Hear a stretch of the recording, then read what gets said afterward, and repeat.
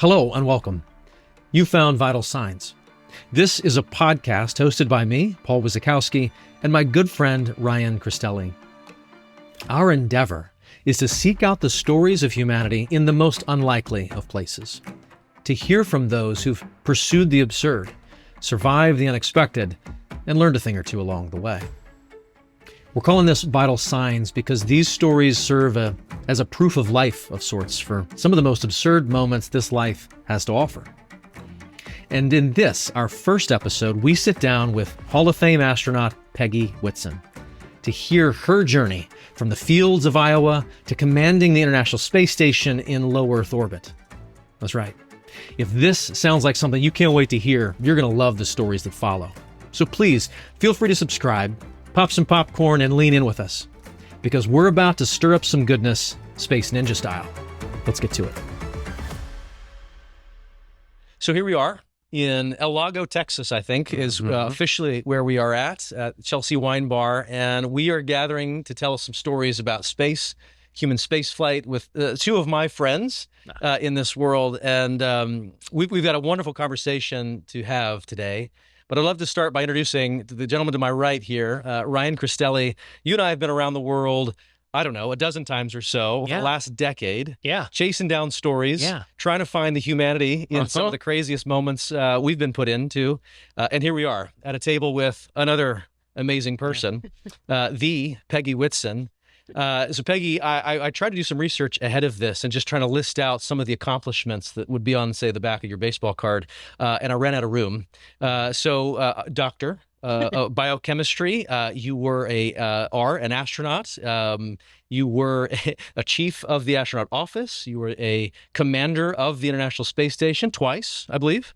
You have been underwater for 14 days on a Nemo expedition, which I think qualifies as an aquanaut. Yeah. I think I'm leaving out a couple things, but those are some highlights right there. Yeah. And then most recently inducted into the U.S. Astronaut Hall of Fame. Yeah. Just that. That's all? Yeah. How you doing, Ryan? How's your list? My list, I actually left in the car. No, Paul. Several pages long. Several pages long. Yeah. It's written on a napkin. Yeah. No, Paul, first of all, thanks for having me.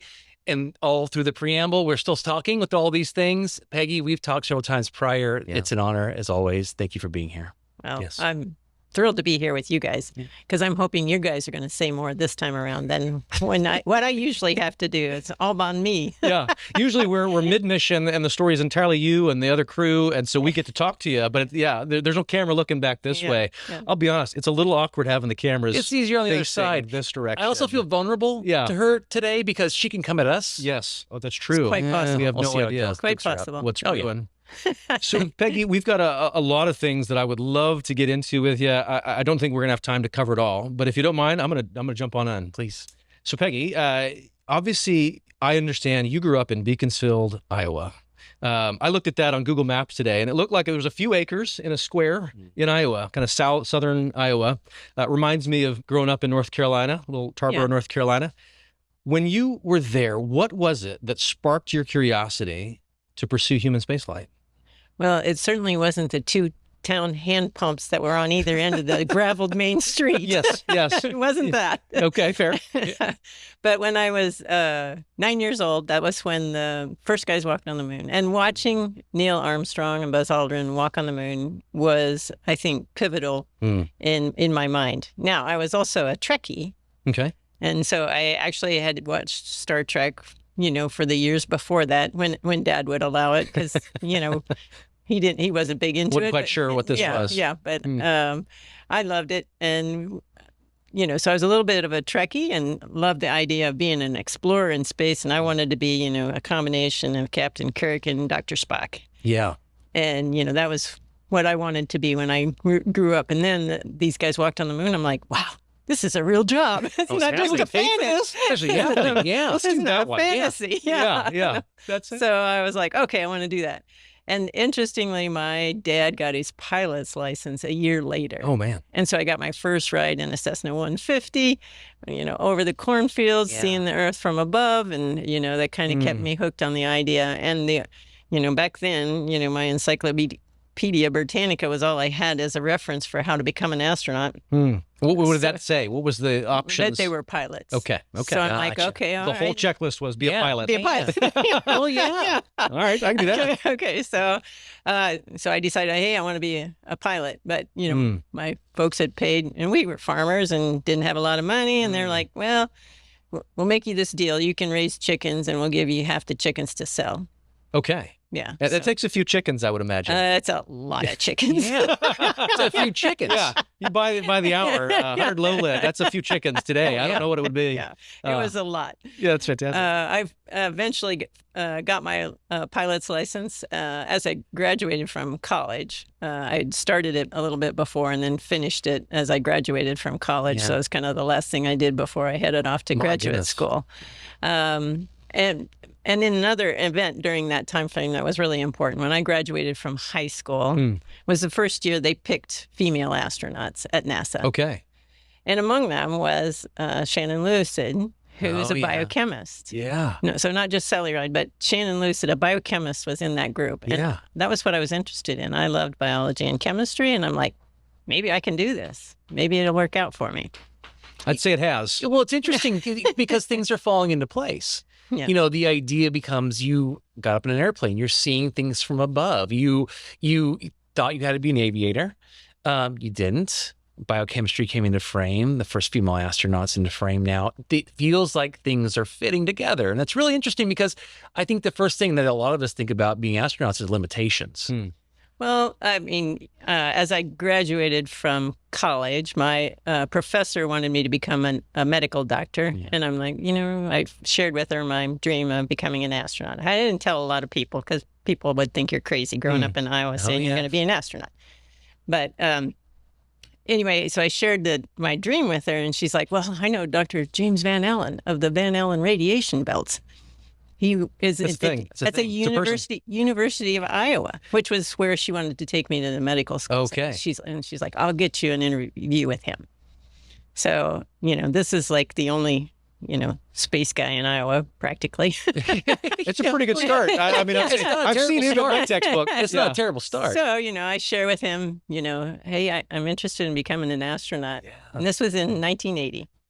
Before any shuttle flights had flown. But a year before, right? A year before, yeah. And he's like, oh, you shouldn't become an astronaut. You should become an engineer or astronomer or something. That whole astronaut thing, it's a flash in the pan and it's going to be over.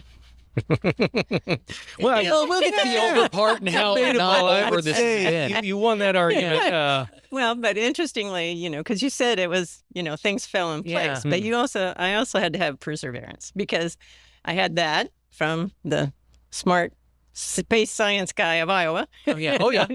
Saying, nah, you don't want to do that. Yeah. And then when I graduated from graduate school, I was doing an interview in La Jolla, California at the Salk Institute, very prestigious laboratory. A laboratory with windows facing the beach. I've heard of worse labs. I've heard of worse labs. So I'm thinking, hey, this is a pretty good fallback because this is my second choice. Yeah. Because my first choice was the Johnson Space Center. Okay. Yeah. So he offered me a very nice position, and I kind of stalled and said I'd get back to him. And the next week I got the offer from Johnson Space Center to become an NRC postdoctoral fellow. Okay. And so I called him up and said, I'm taking the offer from the Johnson Space Center. Okay. And he said, you're making the biggest mistake of your life. Oh, my gosh. So I have had a few people tell me I'm doing the wrong thing along the way. Well, I mean, let's unpack that for a second. There's a dream. Yeah. As a child saying, this is what I'm going to do. Here's the two things that the whole steps look like I should do. You pursue those two things. You get introduced to the mentors of your life that could be the only ones that could influence it. And they're actually almost acting like speed bumps. Pushing you away from that end goal, and yet you continued to push and persevere. Yeah. What do you think that says about you? What do you think it was in you that allowed you to navigate that? I don't know. Probably just stubbornness mostly. Yeah. But I do think, I always tell young people, you're the only one that knows what your heart wants. Yeah. And so, everybody is going to give you an opinion on what you should do. Yeah. But you have to know what it is that you want and pursue those goals, those dreams. Right. That's how you're going to be successful in life. Yeah. Is pursue your own goals. Yeah. You know, it does to me, and we've had the chance to talk. This is our third conversation. And I've never asked this question prior about regionality, about where you're from. I ask people where they're from, and that's usually where they're from, and we move on. You're from Iowa. And I'm not from Iowa. My mother's from Iowa. She grew up the daughter of farmers. And it's different. Iowa's different. And I always remember I'm asking you this is the third time I've asked you this question because selfishly I want to hear it again. Iowa's where hard hands go into hard earth and they make things, they cultivate it, and it makes things. And it's not always easy. Their winters are really cold. Their summers are really, really hot. And you're dependent upon factors outside of yourself, but you can work it right. So my question for you is, okay, we're talking about perseverance and knocking doors down and speed bumps and being told no or bad idea. So my question then becomes, how did Iowa prepare you for that? What did Iowa give you? Well, I think having my parents, who I have always thought were the two hardest working people ever, was very key and fundamental in all of that. Yeah.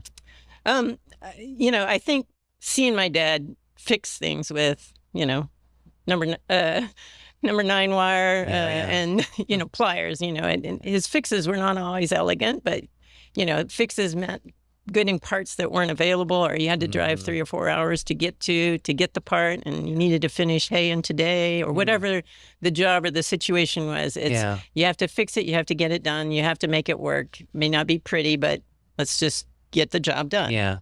And so I think I got that from them. Oh, I'd say so. I can see that in spades. And just the little bit I know, not just of you, but just the need for that mentality in orbit, off planet, is such a critical aspect of what success looks like. You got to get the job done. There's nobody else coming. Right. This is ours, and we got to own it. Right. I think you exemplify that time and time again in everybody that I ask about you. That is a defining, almost an immediate answer. Mm-hmm. When she's here, we're gonna get stuff done. And we're going to get it done right now. Oh, I believe it. You know? Yeah. I believe it. So hats off to the family there for that one. Yeah. So I definitely think that was what Iowa gave me, that, you know, that family farm, that, you know, that resilience, that determination was really important to me. Yeah, 100%. I love it. I love it. So let's progress that story a little bit. You obviously grew up in Iowa. That sense of needing to finish and pursue, and honestly, despite what others might say, knowing what you want, led you to pursue NASA. You got the offer to come to Johnson Space Center. Walk me through, what was that gig and kind of what was that next season of life like? So initially, I started with the National Research Council. It was a fellowship to do whatever research I had proposed. So I proposed to do some blood-brain barrier endothelial cell work. As one does. Me too. It's so strange. Same. But in any case, I started working on that. I worked on that project for 1.5 years, and then the life sciences contractor that worked in our building asked me to be the supervisor of the biochemistry group. And so I did that for 1.5 years with the contractor. And then I was hired by NASA as a biochemist and immediately thrown into the Shuttle-Mir program, the joint U.S.-Russian science program. And I'm like, how did a farm girl who's never negotiated with a Russian or anyone really? Initially, well, anybody negotiated with anybody. Now we're going to add layers.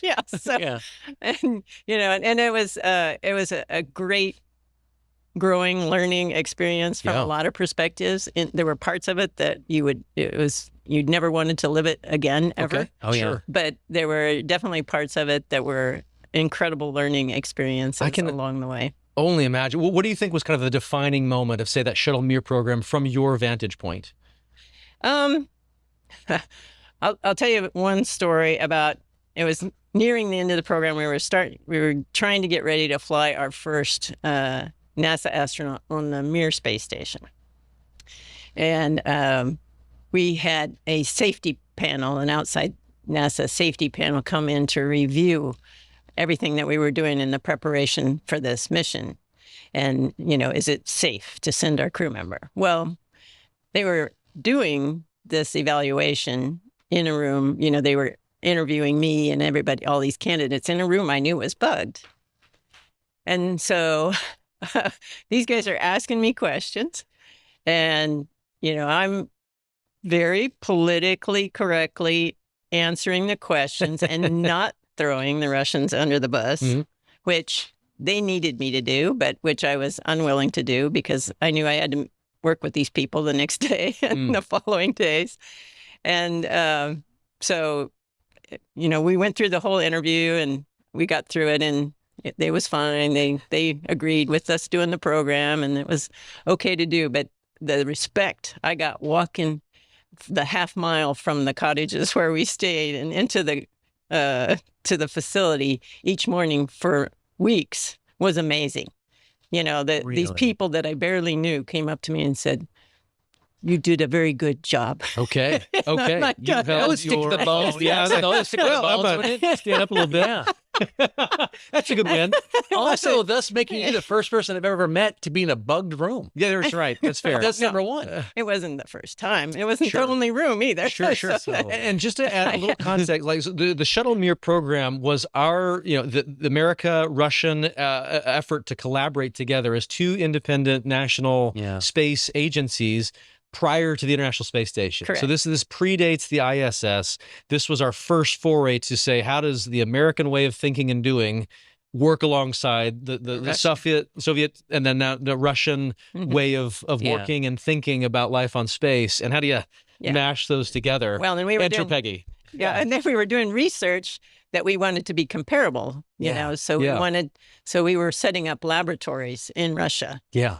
Which was not a trivial thing. So we had to, you know, have comparable centrifuges and freezers and all this kind of thing, and had to be delivered in. And of course, we'd get in customs, and we had to go, you know, pay our way out of customs. Unbelievable. And then, you know, then we get the truck there, and we have all these little conscripts, these little young military guys practicing to be military guys. And they're out there watching, and I had, you know, two guys that worked with me and myself trying to unload all this stuff from the truck. And when the guys started unloading, they just stood there. And then I went and picked something up, and because I'm a woman, they had to take it away from me, and they carried it up for me. Okay. So for that guy to leave, I go pick something else up. It's a nice inciting action here. If you're not going to do it, I'll do it. Oh, well, you have to take it now. You have to take it. Get a lot done that way. Yeah, it worked out to my advantage, knowing the cultural difference in that case. Yeah, that's brilliant. So what are you learning at the time? Like I again, in my mind, very limited, you know, exposure to this. I'm thinking of Rocky IV. No one gets along. I mean, I knew I was going to bring up Rocky IV to base this conversation. Recommendation there. But it is interesting though, from this idea from the Cold War till this time. It's like, are you going with expectations? Are you going with expectations of how this is going to work from a personality standpoint, from a political standpoint? What did you think, and what did you learn, and what do you know now about how those relationships work? Well, somebody told me on my first or second trip to Russia, you know, welcome to Russia, set your watch back 40 years. Is that right? Well, relative to how they treat women and their perspective on women, and you know. But anyway, you know, I ended up being very successful as a negotiator with the Russians. And I think one of the funniest stories was I was working with General Glasscoff. He was the number 2 guy at Star City at the time. And I was, you know, this lowly female, young person working from the science perspective. And I was having to negotiate with him. So after, you know, months, probably a year or two of negotiating with him, we were at a negotiation table, and we'd had this long discussion about a protocol item that we needed to resolve. We had the discussion. I said, okay, I'll break with the translators and we'll write it down, and then, you know, we'll hand it back to you for your approval. And, you know, I handed it back to him, and he's like, this is not what we said. This is horrible. I mean, you know, and he's going on and on, like in the traditional Russian style of negotiation. And I'm like, I wadded it up, threw it over my shoulder, and said, maybe you could write it down this time, what you think we agreed to. Oh, really? Would you turn around and walk it out? Yeah. Well, this is not that bad. Yeah, well, he said, well, really, there's only one word you need to change. It was semantics. It was an adjective. Yeah. But then he's like, where did you learn to negotiate? I'm like, from you. Who do you think I've been talking to the last couple of years? You've got to be kidding me. That's how that works. So, like, I'm gonna have to write this down. Yeah. So, would you say that steadfastness and coming back to the table with that same amount of energy and aggression was a tactic, or was that? Yeah, totally was. Wonderful. Just putting it right back in the face. Yeah, forcing him to respond. Yeah. Okay. Things are starting to click. I love it. Yeah, I love it. I don't know that I would have gotten up to speed as quickly, but I'd like to think I'd have gotten there eventually. I would have left, Paul. I would have left. That's probably the boat I've been in. I did walk out on a negotiation one other time, too. Okay. That was pretty powerful, too. Tips and tricks by the art of negotiation here. Put this in a trifold. We're going to see later. Yeah, the podcast is just a selling point to this negotiation the tactic. 12 steps of, we'll get that thing in the number below. We should make that. Yeah, Jared. Brilliant. So bringing this back into kind of where we are in the world at this time frame, where you're in Star City and you're negotiating and trying to operate on behalf of NASA. This is you with your scientist hat on, your biochemist hat on behalf of the agency. And again, the agency is trying to figure this out at large. How do we interact with another agency? How do we get our world to collaborate with this other world before we start sending humans up to a station we didn't build? That it's theirs, yeah. Right? Like, so did you have a sense of like the timing or the weight of all these negotiations? Is that part of why you think you were so tenacious? Like you had to see this through, or I'd be curious your take on that. Well, I mean, the program was a joint program. We flew cosmonauts on the shuttle, and we flew astronauts on the Mir space station. Right. So it was a joint program. They were getting something out of it. We were getting something out of it, and so. And that was, the key to the negotiation is figure out what do they need to get out of it. And make sure that, parties can be happy on both sides. But anyway, so I don't know that I necessarily understood the like the weight of it. The true impact. I just had a job I needed to get done, and it was a very challenging job. Dad said we got to get the jobs done. It's Iowa. The job done. That's more Iowa stuff. That's what that is. That's more Iowa That's stuff. 100%. I need to go to Iowa now. So I can't, like, even within that, my understanding of the Shuttle-Mir program is obviously the United States kind of helped develop 2 modules that got added to Mir to kind of grow that. So we had some kind of U.S. segment, so to speak. And then, as you mentioned just then, right? Just thinking of another great negotiation story. It's a whole thing. Yeah, it's a whole thing. It's a whole episode. Yeah. So we were before the first launch of that module, it got slipped. And the Russians said, and your crew member is going to be up there with no science to do. And so this was a negotiation that I walked out on. So they wouldn't tell me why my counterpart wouldn't show up. And so I'm like, well, if we can't talk about the Shuttle-Mir 1A program, then we're not talking about the later programs until we get this resolved. And so I'm like, I'm leaving town if you don't have anything to talk about. And so I left. My counterpart shows up to the hotel to tell me he can't tell me until Monday that it's going to slip, the launch is going to slip. And he's like, and you might be able to ask for, maybe 100 kilograms worth of science payloads to go on a progress to compensate. So over the weekend, I had the team here in Houston and my guys, we scrambled, we worked up, we came up with a list of 220 kilograms and handed it to them. Yeah. When they told us it slipped on Monday. And I got it. You already had the answer. So that's great. Here's what we're going to need instead. These things are happening in the world. These are going on. And nobody knows. You're in the middle of it. And it's like, it is like the cloak and dagger meets these. This is incredible. So for folks who may not know, I just read this amazing book about the Shuttle-Mir program. So I have enough knowledge in here to be dangerous for you to correct me on. So we're going to basically fund these 2 modules. We're going to then start sending NASA astronauts up to the Mir to work on the Mir station. You are responsible for building out that scientific portfolio for at least those first few flights, right? Yes. And so here we are, the first person's about to go up, and the module they're supposed to be working in is slipping. Yeah. And they won't tell you. Yeah.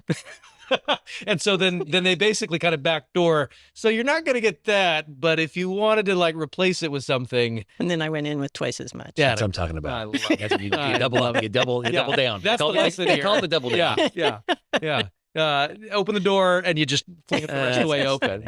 And so how was that mission from your perspective? You essentially were losing your window of opportunity with the module because it was going to get delayed. You had to pivot to a whole new list of research, right? Well, it was the same list. We just went through and everything that would handle the launch loads on a cargo vehicle versus the vehicle we were launching in. We shifted everything we could. Okay.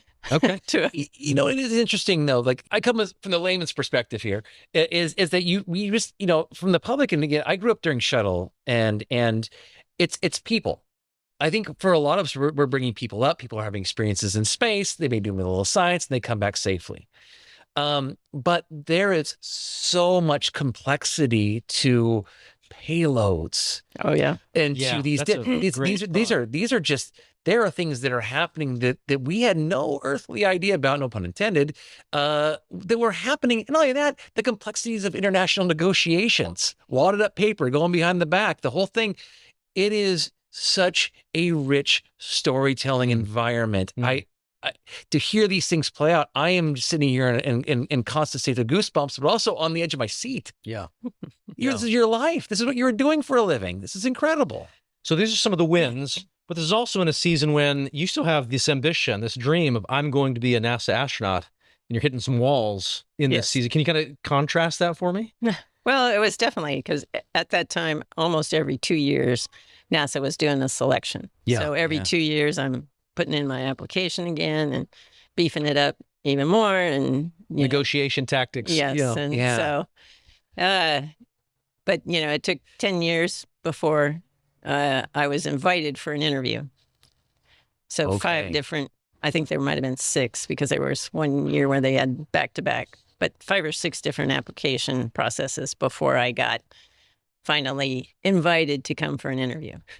And, but, you know, looking back, if I had been, you know, selected as an astronaut right after I got my PhD, I would have never become the first female commander of the station. I wouldn't have had the leadership experience that you know, the international collaborations, that negotiation, all of that experience and background ended up making me much more prepared to be a commander on the space station. Also, it allowed me to be selected as a rookie to fly the first. I was the first rookie from the U.S. to fly on Expedition 5. Okay. And to fly a long duration mission because they were trying to fly everybody short before they gave them a long duration flight. But it was because of my experience and work with the Russians, I think, that they were able to select me to do that job. It's interesting. Life proves that out time and time again. When a door closes, oftentimes the next season is a sharpening, a strengthening season, if you let it, if you put in the work, right? To prepare you for either what you're really after, and sometimes it's you don't have the right words for what you're really aiming at. But in your case, you had a clear message or clear intention of being an NASA astronaut. The door is just not opening for you repeatedly, 5, 6 times you said, right? And still working amongst the astronaut class and the scientific community within the halls of NASA. Did you ever feel like this is passing me by? I'm not getting where I want to go? I was worried about it. Yeah.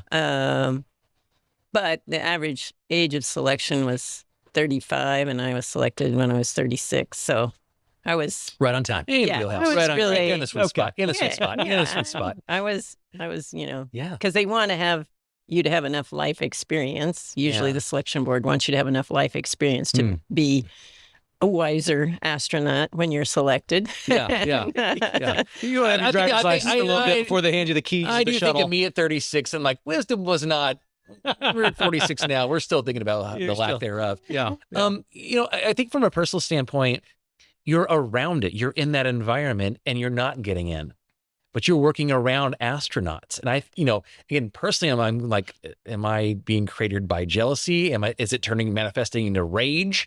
Like I'm in it and I'm not in it. It's like being the bat boy for a long time. You were not saying that, but like, you're around, you're hearing the crack of the bat. You're seeing these things and you want to be up the bat. But it wasn't happening yet. I can't imagine you did, because you talk about the door being locked. I would have burned it down. It's a very human feeling. Yeah. What were your emotions around those times? Did you just know? Did you just know it was going to happen? I knew I just had to keep trying. And I'm lucky to have a husband who says, just keep trying. That's the stuff right there. And so it was great for me to have that support, because, obviously it would be easy to get, I think, beat down a little bit by that. Absolutely. But I enjoyed the work I did with the astronauts. We were involved in their training. I also did science investigations and would pitch the investigations to the astronaut crews, the shuttle crews and stuff. And one time I had a shuttle crew that I was pitching an investigation to, and all the investigators come in the room and they sit around and each takes their turn, and kind of at the end of the day, I'm in there, pitching my investigation, and it involves, putting a little catheter in your arm to measure the, cortisol levels in your bloodstream, but you have to, have the catheter in so you don't have a cortisol spike from the catheter insertion. Yeah. And they're like, oh, well, that must be painful to have in. And so I'd whip off my jacket and say, no, it's not that bad. Yeah, that's very... You mean this one right here? Yeah, that's very Peggy. What I need you to do is what I've already done. Yeah. And sat there for several hours. Holy smokes. Yeah. And it was funny. I think it was... Leadership 101. Yeah. Yeah, I'll do it. A female astronaut mentioned to the rest of her crewmates, she's like, I guess you're going to have to do it now. Yeah, there's no backing out. It's on the table. Yeah, it's literally in her arm. It's a game of horse. They've already scored. It's your turn. Yeah. Unbelievable. Is there another scientific effort that you did in that season that you helped put together a pitch that just stands out? I'd be curious what stands out for you. Well, I think one investigation was probably the renal stone risk in the astronauts, because you have more bone loss when you go into space. There's greater risk of forming renal stones, kidney stones. So obviously that would be a flight-ending mission. And so particularly for long-duration missions, they don't want you to form stones. Different people have different risk levels, and so we were doing a technique where we determined what the risk levels were, and then we developed a protocol that we gave to the astronauts and tested on orbit to see, hey, will this reduce the risk profile? Okay. So, and how did that play out? I mean, I actually ended up being one of the subjects for it on Expedition 5. Of course. There's a theme developing here. Of course. You do what you say. Yes. Yeah. I love this. So I know we need to keep progressing forward. I need more time with you. But so here we are in the story where you have now submitted for the 6th time to become a NASA astronaut, which starts as an astronaut candidate, right? Nice. And so then there's kind of this 2-year role of training, but it starts with somebody giving you a call saying, we'd love to have you come on in. Tell me about that moment.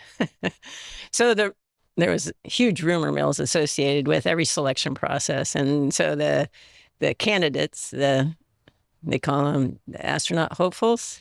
The assholes. Oh, it's the hopes, right? It's nice.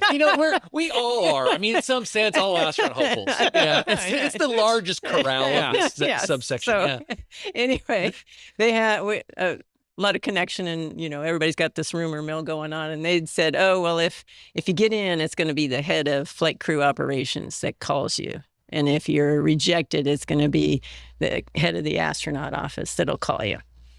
And I knew the head of the astronaut office. I'd worked with him on some investigations and out in Russia. And I was in a negotiation with Russians at the time. Somebody came to get me to say I needed to take a call. So I went into another room. Oh, boy. And it's Bob Cabana, the head of the chief astronaut. And I'm just like... and he's, making small talk. Yeah. And I'm like... Your heart's sinking. Just give it to me. Get it over Bob, with. give it to me. Just Heart's pounding here. Yeah. Cabana, there's no time. There's no time. And he's like, how would you like to come and work for me? I'm like, absolutely. And of course, it was... I think I've got the next plane. I'll be in 18 hours. See ya. Yeah. So it was... Incredible. thrilling. You know, he had asked to contact me specifically because we had worked together, and so because you were friends. yeah, but it was I like wonder if he knew the precept, expectation would be. I know Bob Cabana. If I don't, it's yeah. You know, there's always two calls in my mind. There's the call you get and the call you make. Who did you call after the call? my husband. Okay. Yeah. Immediately. Yep. And I would imagine it was, of course, honey. Well, yeah, and of course it's, you know, you can't tell anybody. Okay. Until we make the announcement. Yeah, so. Until this podcast. This will break into the theater. Can't tell now. Yeah. That bag. So they said it was going to be like on Wednesday, and you know, I had planned a party at my house, which I was known to do at the time anyway, to have parties. So I just said, hey, we're having a party on Friday. Yeah. And they hadn't announced. And you've got this nice spread. And I'm like, so we had the party anyway. Yes, exactly. Yeah, the party stays. That's amazing. I need all of you to not say anything. No, I think that they announced that day because people at the party knew about it by then. Good. That's kind of some big news. You know? It's like, it's up there with like, you know, I just got engaged. My life just changed in some big ways. That's really hard to keep quiet on. Now you got to do it. Yeah. So now you got to do it. So, you know, coming in as a biochemist. Yeah. No, private pilot isn't exactly the same as fighter pilot experience, dang. and that's so my whole list. So I, you know, it was pretty intimidating going through the training flow and learning everything, and you know, orbital mechanics just. Same. Same. Orbital mechanics. I'm bringing mechanics. Once they orbit, I'm. And then the worst part was learning Russian. I hear you got pretty good at that. Oh, I got reasonably good, but it was okay. Enough to be dangerous. Yeah. Okay. Yeah. I always said I got Soyuz fluent in Russian. Soyuz fluent. Okay. Yes. It's got to be in the environment. Yeah. Exactly. I need these 40 words right here, and I'm good. Yeah. Put them in the right order. But this is at the height of the shuttle program, right? There's a training flow established. We're launching 5-6 times a year. Yes. There's a really good chance you're going up quickly. Like how quickly did you get up to speed into that?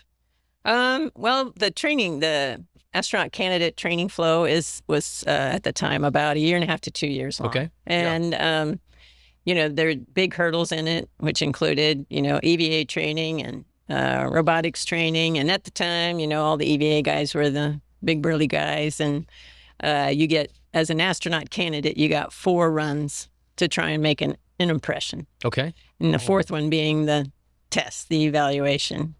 And I still look back on that and think, how miraculous really it was that I made it through all that in a suit that didn't fit me at all. You know, I'm, you know, just barely managing. And they got in, and one of the tests was you had to put this big, huge tool on the shuttle payload bay doors in case the latches failed. Okay. You had to put this big tool on there. And they give you this heavy tool, not 0G'd out in the pool, not lightweight. And for whatever reason, I had the little attachment point where I was tethered in the perfect spot. So when they hand me this heavy tool, I'm at the right space, and I just and put it in. And the guys are like, any more brain busters in there, gentlemen? What else you got? Yeah. They're like, you did that pretty easy. Do you think you could do that again? Took it off.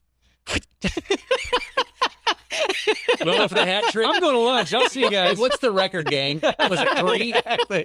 Yeah. Really? And then you're up. They had another tool you had to do, the complex tool. And it was important to know your tools. And I, you know, had, you know, a mentor tell me, you know, Joe Tanner, it's like, you got to know your tools. And so I had another complex tool, and I got it to work. And so I made it through. And, you know, I was... I don't know. I got a little bit on the inside. Okay. On the EVA part. Yeah.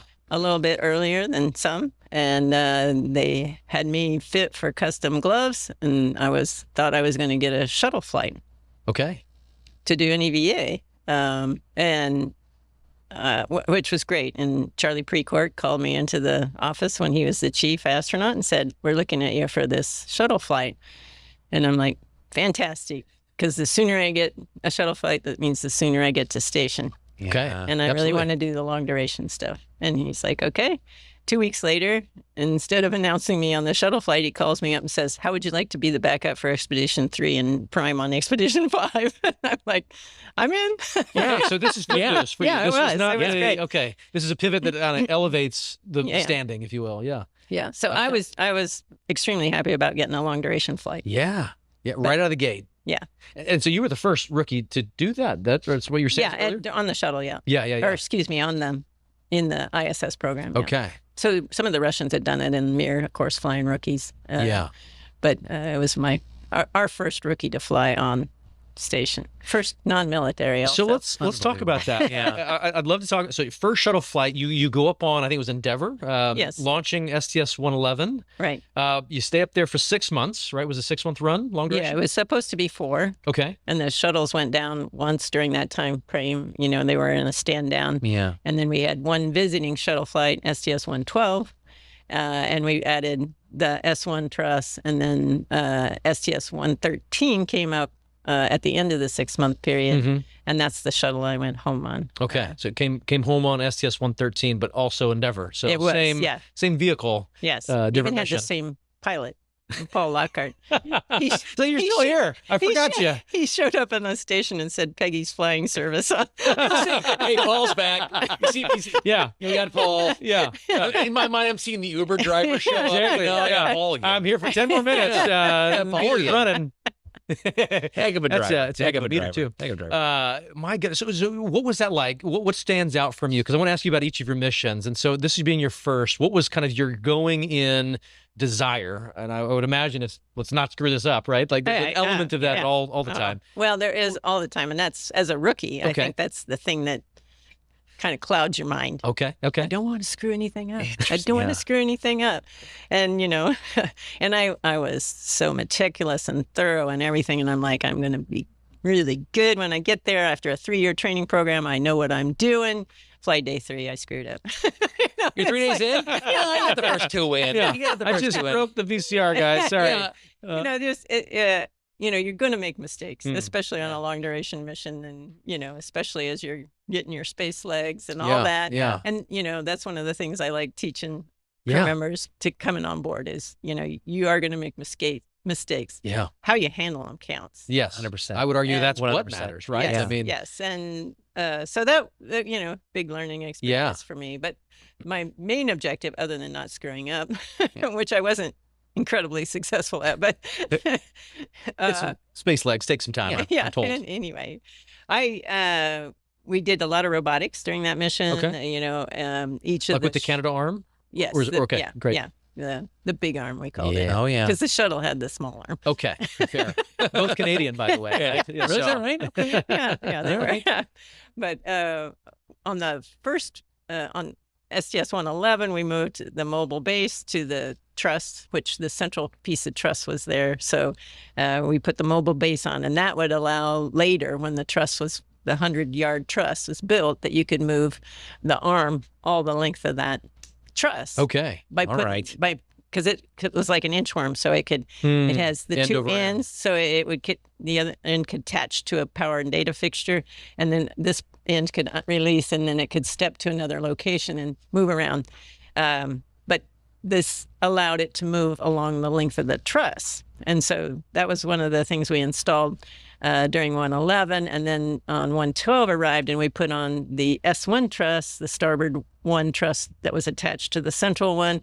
And then on 113, we put on the P1 truss, and we had to do handoffs from the shuttle arm to the station arm to install it on board. So the robotics was a pretty big deal. I really, really, really wanted an EVA, of course. Everybody does. Yeah. And I wasn't assigned a U.S. EVA, but I was assigned a Russian EVA. Okay. In an Orlan spacesuit. And an Orlan, yeah. Which fits even worse than a U.S. Oh, it does. Yeah. Even a worse The big burly tailoring to that Americans. thing? Really? And then you got the big burly Russian version.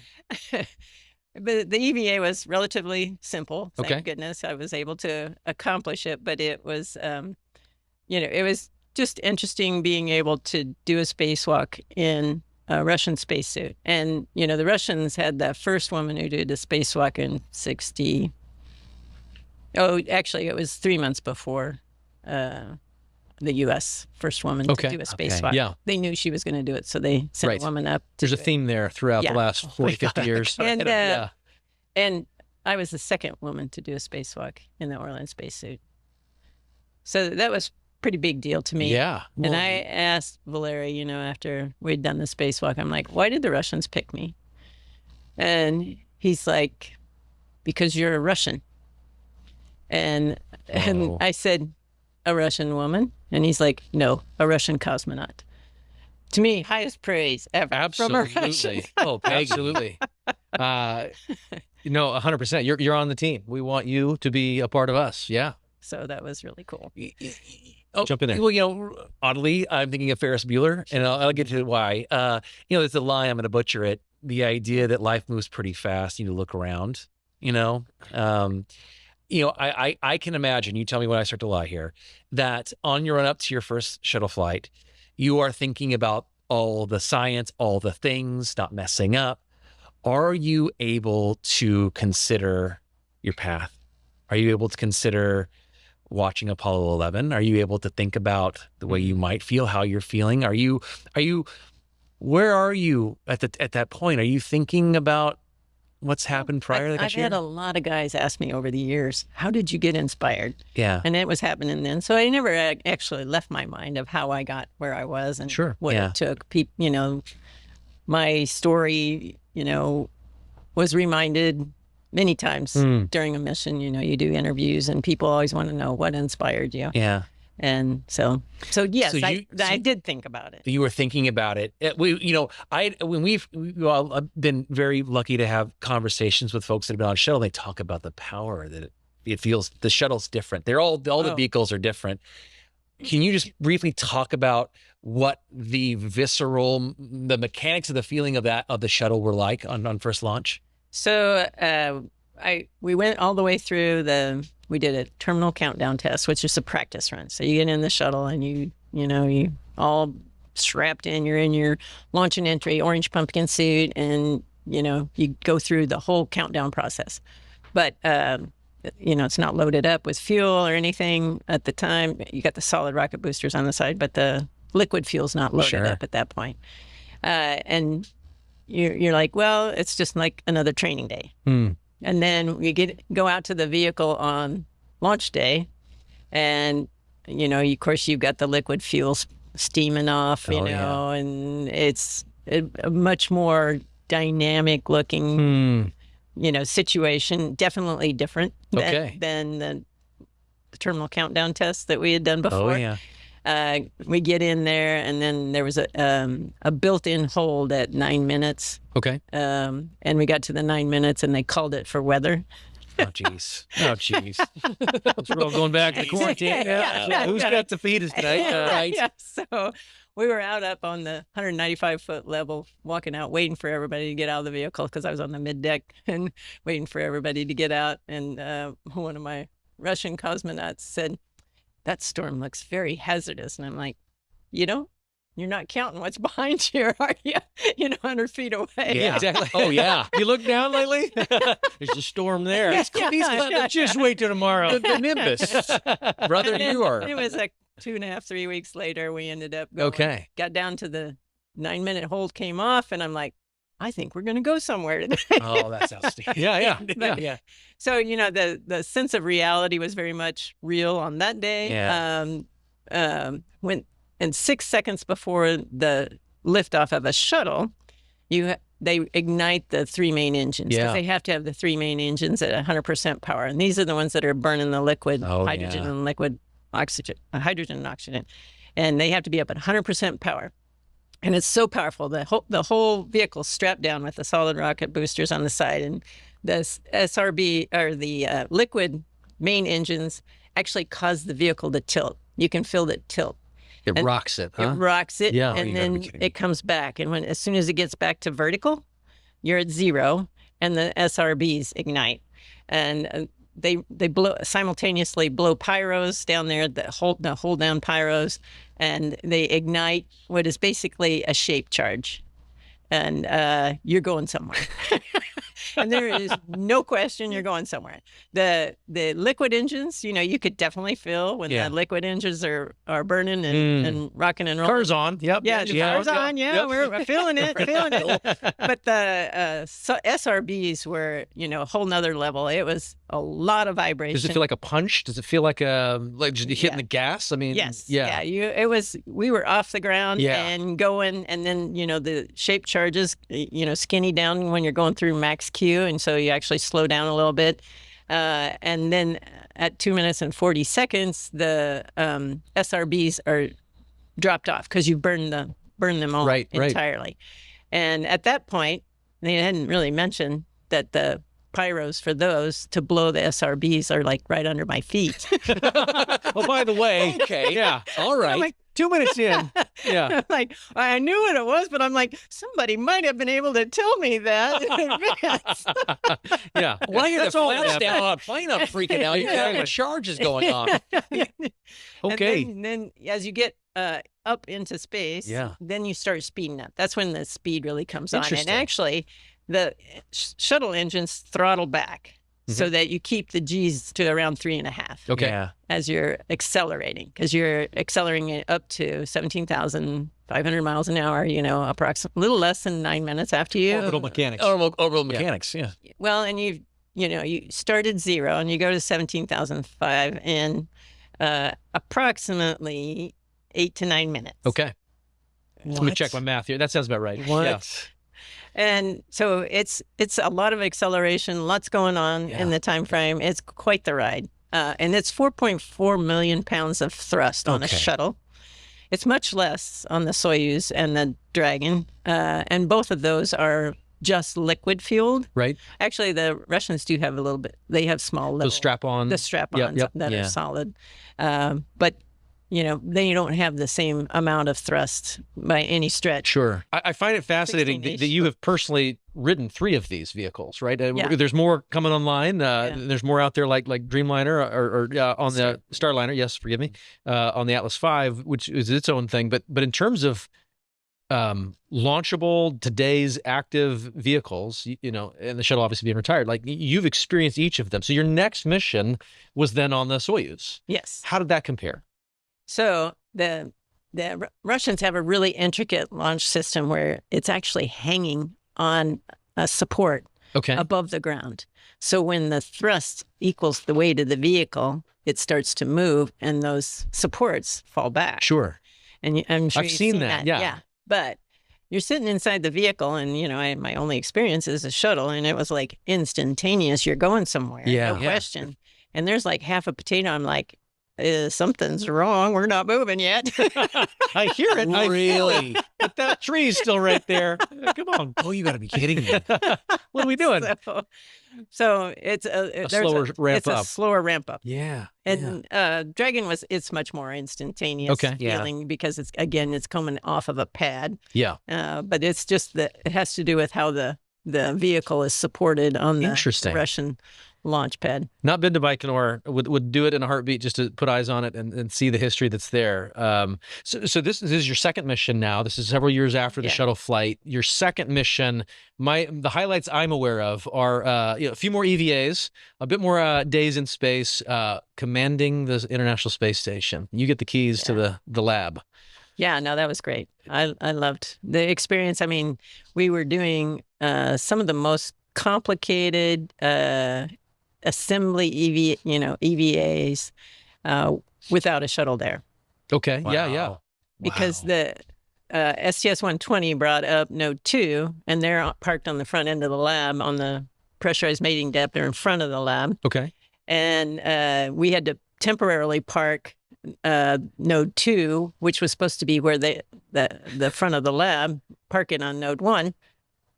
And then after the shuttle left, then we had to pull the pressurized mating, did an EVA to disconnect the pressurized mating adapter, went inside, did robotics, and robotically moved the pressurized mating adapter to Node 2, and then robotically moved Node 2 and Node 1 to the forward end of the station, and then had to do 2 more extensive EVAs to make all the electrical data and thermal connections to the trusses.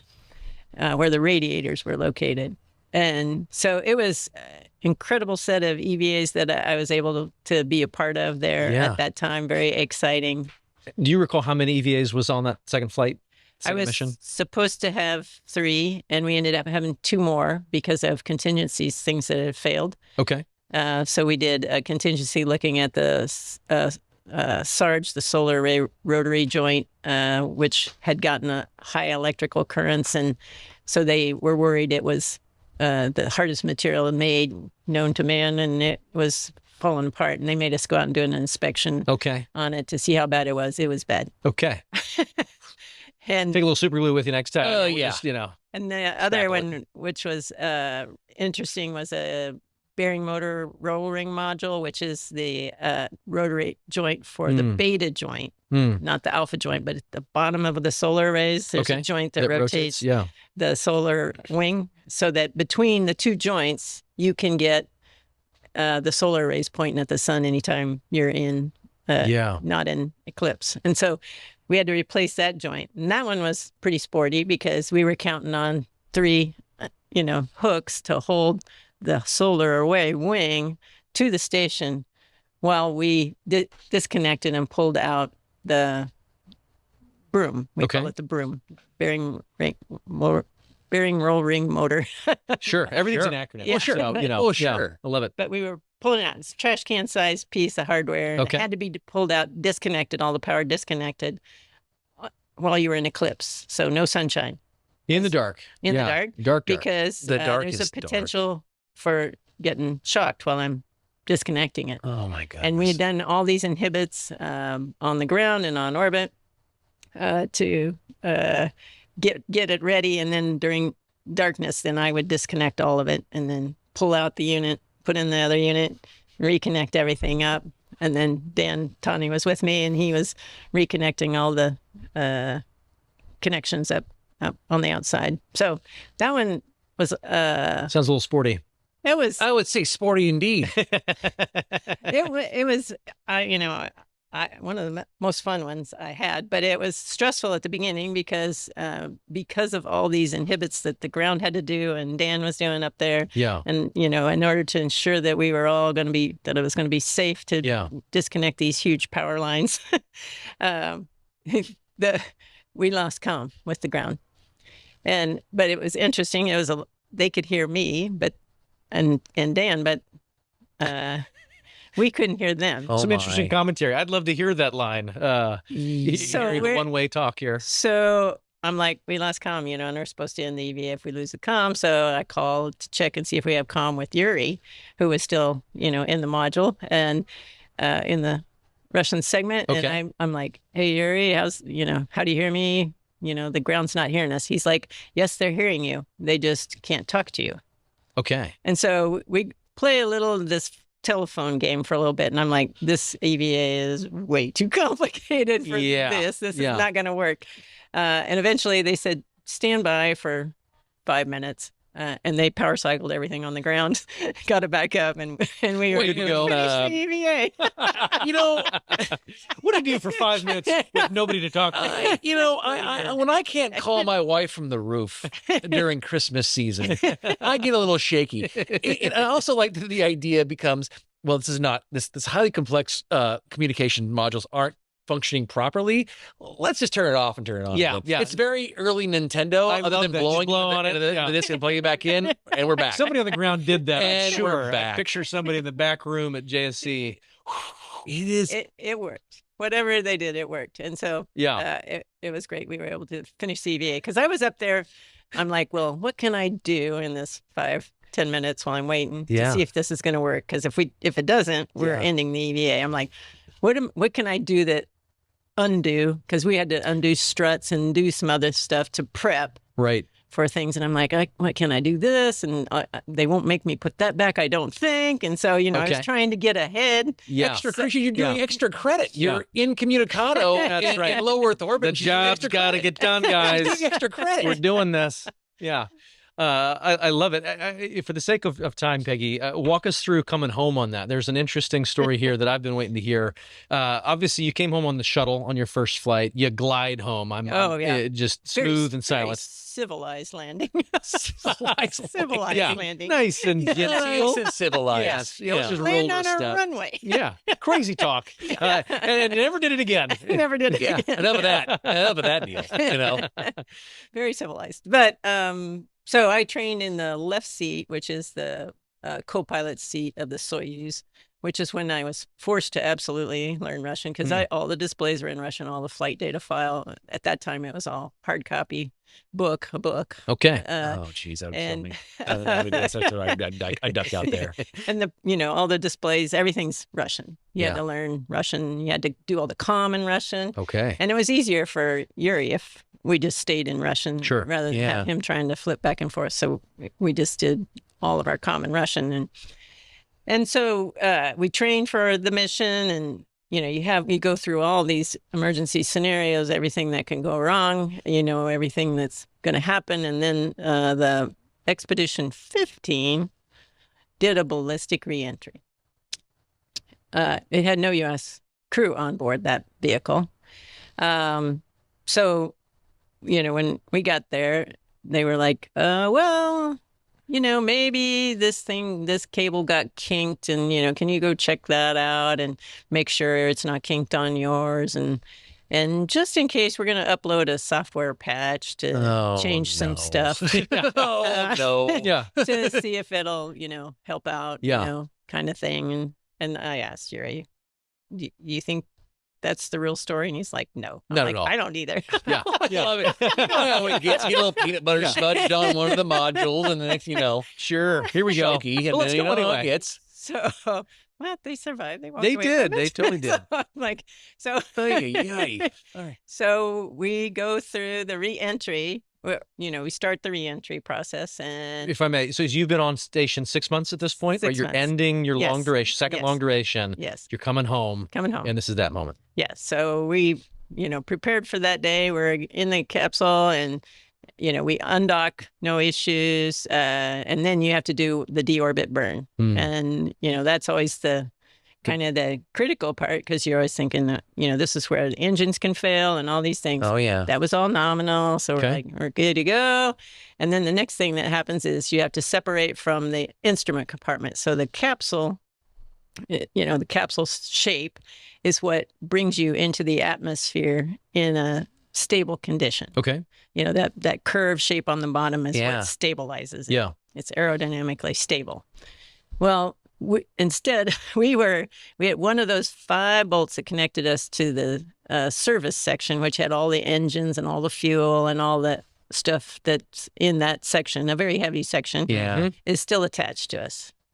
Okay. We don't know that, but that's what happened on You've heard the bolts firing. You hold the bolts firing. Everything's fine. Yeah. And immediately we are out of control. We are flopping forwards and backwards. No. And I'm like, I got this big old fat book that I'm hanging on to pretty tightly at this point as I'm getting thrown forward and back in my seat. And I'm like, there is nothing in this book that says anything about this. You're going to the text. Which Russian words are these? Yeah, hurdle. I'm like, so we were flopping back and forth. And I don't know how long it was exactly that was happening. But eventually, normally the separation between those two vehicles happens around 140, and the previous ballistic reentry Expedition 15 was around 100, and mine was significantly lower than that. This is the point at which you've lowered in altitude, yes, right? Yeah. Yes. Things start to get normal. So, but eventually that bolt broke, melted, whatever. One of them disintegrated, turned into magma, and flew off. Sure. So, and at that point, we were immediately go ballistic, because all the accelerometers are they're off scale high. Okay. So the computer says, I can't land this. You can't manually control it because all the data's bad. And so we're going ballistic, which means you spin up like a bullet, and 13 degrees per second, I think. Okay. Okay. And come in a steeper profile. Okay. So as opposed to this number, you're coming in much steeper. Yep. Great. Yeah. Spinning it in. I'm tracking. And no. So we went up the first G in a normal reentry G profile of a capsule. You have first G peak and then a second G peak. And the first G peak is around 4.5. G peak being like the maximum number of G's that you feel. Yep. Right. And it's feeling against you. Luckily, it's all through your chest, so you're not having to, try and stay conscious. So this maximum amount of G's you're feeling. That you're feeling. Okay. So that you feel it in your chest. Like I always say, 4 dudes sitting on your chest. It's equivalent of 4.5 G's. Fair enough. That's enough. Your word for that's enough. So, and then the second G peak's usually around 2-ish, 2.5, somewhere in there. Which at that point, it's easy. Yeah. Well, after 6 months of zero gravity, this feels pretty, easy. It's pretty, fair. As you're increasing the G, you start feeling it around 0.2 and you're like, holy crap, am I going to make this? Okay. You're at 0.2 going, my bones are going to break. Really? At 0.2? Yeah. So it's pretty challenging. When you put it that way, that seems intense. Yeah. So in a ballistic reentry, you go up to 8.3 or 4. It's actually 8.4, I think, is when, and it stays there. Okay, so it stays there. So I'm pretty sure that G's were going higher. Yes. That was just we're at the top of the meter. I'm just like, go down. Oh, really? So it's probably more, but there's no more numbers. Yeah. Exactly. Okay. Yeah. Okay. So then it finally starts coming down, and that was the first G peak, and then the second G peak was 4.5, 5-ish. Just a meager 4.5, 5-ish. And the docs told me after the fact that we were over 5 Gs for over 5 minutes. No. And you'd been in space for 6 months. 6 months. Yeah, with zero or next to zero. Yeah, literally. Zero. And so how long was reentry for this? I don't recall the Soyuz reentry. It's from the time you enter the atmosphere till you're on the ground, it's only like 15, ish minutes, 17-ish minutes, something like that. But when you're coming in faster and steeper, it's about 6. I am making that up, of course. Okay. So we got through it, but what was interesting, I had this book, and as soon as we went ballistic, I'm like, I know what page to go to now because I know where we are. All right, Peggy, hold on. Right ahead to this one. I've been on this one. I know what to do now. Yeah, I put a sticky note on this one. Again, I know we're going to need it. For non-superhumans on this side of the table, the idea that in that moment you're like, I'll go to the book. Matter of fact, I know what chapter this is in. The R's are backwards, but I think I know what this is. And you went to the book. That's what we're trained to do. Oh, exactly. See, again, but there's the doing part of the training that matters as well. Right. Because you're doing it as the G's are going. Exactly. Not only are you experiencing it, but then the mind's got to be going to other things. At some point, you're fighting against other thoughts and concerns, right? The prior time when I didn't know what to do was the challenging time, because it's like, what's going on? There's no way to tell what's going on. Got it. And that you're like, I can't fix this. I don't know what to do. Yeah. I haven't been trained on this. Yeah. No idea. Don't even know what the problem is right now. Exactly. Yeah. Did you try turning it off and on? I'll get to that later. Spoilers. I got ahead of it. I led the receiver on that one. Okay. So walk us through this. So we come in, we've done the entry, and then we're finally under the chutes. And we're like, whew. Yeah. This part I know. Yeah, we're back on. Okay, and you're swaying under the chutes, and everybody says the chute deploy is a very dynamic event. We were like, it wasn't anything. Comparatively. After what we had been through, it was like absolutely nothing. So we're under the chutes and coming in, and all of a sudden, we see black smoke coming out from underneath the panel. Okay. Inside the vehicle. Inside the vehicle. Inside looking at smoke. No. Still coming down. Yeah. And it's filling the cabin. You can't hardly see. And Yuri is not a man of many words. But he's like, "Unas pajar." We have a fire. and this is a procedure you don't practice much in the sim because I haven't. The only option you have is to shut the whole panel down. Okay. Yeah, just kill all the power. Killed all the power. So he's like, we have a fire. And I'm like, I agree. You know what? Yeah. Second. There's smoke, there's fire. I don't get the logistics of this thing, but So he powered it down. Yeah. And, after a few minutes, it started clearing. And we're trying to figure out, what the heck was that, and is it real? And Yuri's, and we have no data, of course, now. Right. Yeah. Zero. Yeah. Off and Yuri's like, can you see how high we are? I'm looking out the window, and of course I have to lean up to look out the window with a muscle you've not used in months. Yeah. And I'm like, Yuri, I have one contact lens that sees this display, one contact lens that sees your display. I can't tell you how high we are. Yeah, we're lower than we were. We seem to be getting lower. Yes. We think we're also getting lower. Yes. One would hope. So this goes on. You're floating down. And we're like, okay. Yuri's like, and I asked Soyun, who was in the right-hand seat, to look under there and see if she could see what had been burning. And she's like, well, there's some melted-looking stuff, maybe under there. Maybe. So we're like, it's a fun word. And because Yuri and I can't see under that part, you have to be up and around. It's so tight in that vehicle, you can't see. So Yuri's like, I'm going to turn the power back on. And I'm like, and he's like, and I'll shut it right back off if the fire starts again. Okay. So be ready. Okay. Eyes open. If you weren't awake, I need you here now. He turns it back on, and no smoke. Okay. We're like, okay, but the computer doesn't know where we are. Yeah. Because it's been shut off. Sure. Yeah. But there are a few hardwired things. Okay. Like altitude. Okay. And it's actually a little pitot tube out the side. You just kind of it's not exactly static that, port. but it's sort of. It tells us pressure, altitude, and so we had some idea how high we were. Yeah. And it also tells you the 0.8 seconds before you hit the ground. It tells you you're going to land. Okay. 0.8, good. Really leading the receiver on slamming into the earth. Yeah, it's nice. You get the B of brace out it's before. Nice. It's nice. So it was very windy that day where we landed, which wasn't in Why not? normal location. So you're swinging under the parachute, and of course, in the wind, you're way high, and at 0.8 meters off the ground, the soft landing engines fire. Okay. And those are totally misnamed engines. Well, these are the soft ones compared to what's coming. Get ready. Soft. Yeah. So because you're swinging out to the side because of the wind, the soft landing engines fire, and we go. Somersault you. Oh, yeah. Oh, my. We were up and spinning and hit again, and then bounced again and hit again. And Yuri's got his hand on the chute release. And he's like, I'm not releasing the chute. I think we're in the air again. And I'm like, no, we're down. And he's like, how do you know? And I'm like, because I'm down. Yeah. My arm is very heavy. Oh, yeah. And it is pointing to the ground. Yes. We are down. Yes. Yes. We are down. So I was my gravity indicator is working again. Yeah.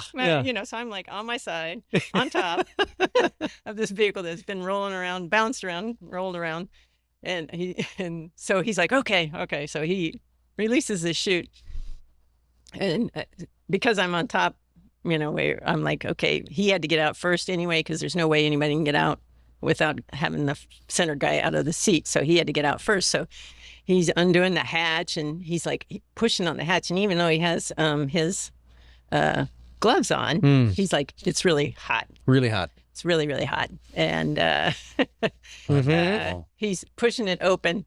And he says, as he gets the hatch open, and smoke starts pouring into the vehicle. Why not? Oh, my God. Yeah. We're home, but we're not home. He's like, a piot pajor, another fire. Yeah. Pijat pajor. So that's what he said?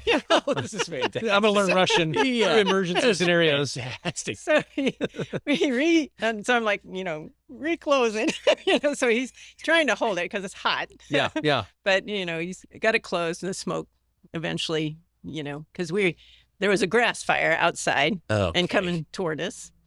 So did you start this fire, or is this a completely unrelated event? We started. One or the other, yeah. Yeah, you're not getting to, the statute of limitations here. But, we started it. We are the cause of and the solution to all of our problems here. Pretty hot. Yes. Yes. Yeah. So there's a fire. It was a fire. Coming to you. It was coming to us, being blown by the wind toward our hatch. Good. So Yuri held the hatch closed until, the smoke diminishes. Yeah. And then, he manages to get out after 6 months. He manages to crawl out and get out of the vehicle. And so then I was telling So-Yeon, okay, you're next. And, she's struggling with it a bit. And, Sure. some guy reaches in and helps her out. And I was like, the search and rescue guys got here fast. Oh, That's pretty amazing. Yeah. Yeah. They're on point. Yeah. Yeah. So they helped her get out, and then in order for me to get up, because I was high and the hatch comes down in front of me, we had to close the hatch. Okay. So, I have this whole plan. I'm holding onto the panel here, and I'm gonna release my harness here, and I'm gonna swing my feet down. I had a whole plan. Yeah. 3 points of contact. Yeah, That's what I know. Yeah, I had a whole plan. Yep. Release the harness, Phil. Head first, down to the bottom. Just yakety sax is playing. We're having a lot. I weighed a lot more than I remembered I weighed. Yeah. Gravity. And then, of course, my legs are across the hatch, and Yuri's on the outside. Can I open the hatch yet? And I'm, Minuchku. Wait a minute, while I try and get my butt underneath me, so that I can. Nothing's working like it should. Yeah, Yuri's out there stomping out a fire. Yeah, you got this going on. He's out there trying to get the fire to take care of. This wasn't in my astronaut candidate school class. So we get the hatch open again, and then I'm getting out. This guy helps me out, and he walks me around and sits me down, and I'm like, this guy's not search and rescue. He just sat me down in front of the cesium altimeter, and they tell us not to be near this, And I'm like, well, I'm laying on my radiation dosimeter, so I should be protecting it, my dosimeter from the cesium. Sure. But I'm like, these guys are not search and rescue. These are. So I look around, and there's 2 trucks that had come to check out the fire. Just the volunteer fire department coming to just figure it out. You got to be kidding me. Yeah, and it was a huge fire. Yeah, we burned a lot of grass that day. The tickets had to be immense. The ticket, you guys still paying those down. Ticketed, correct? Yeah. Yeah. So, but it helped search and rescue find us a little later because we had this big fire. Yeah. The flare worked on that case. Yeah. Who are these people? I mean, are they? Yeah, they were. Oh, this is good part of the story. Who are these folks? So one of the guys comes up to Yuri, because it's 2 women and Yuri. Okay. So they come up to Yuri, and they're like, so where did this boat come from?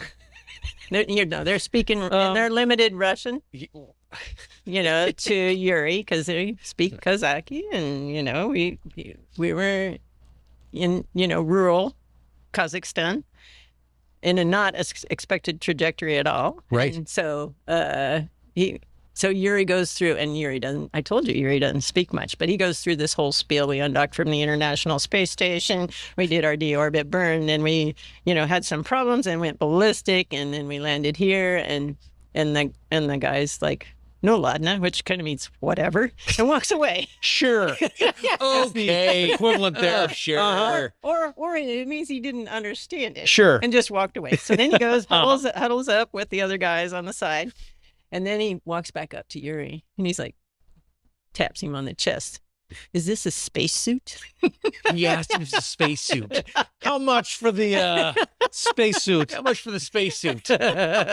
He tapped him on the spacesuit. Yes, and said, "Is this a spacesuit?" And Yuri's like, "Yes." And he's like, "So how'd you get here?"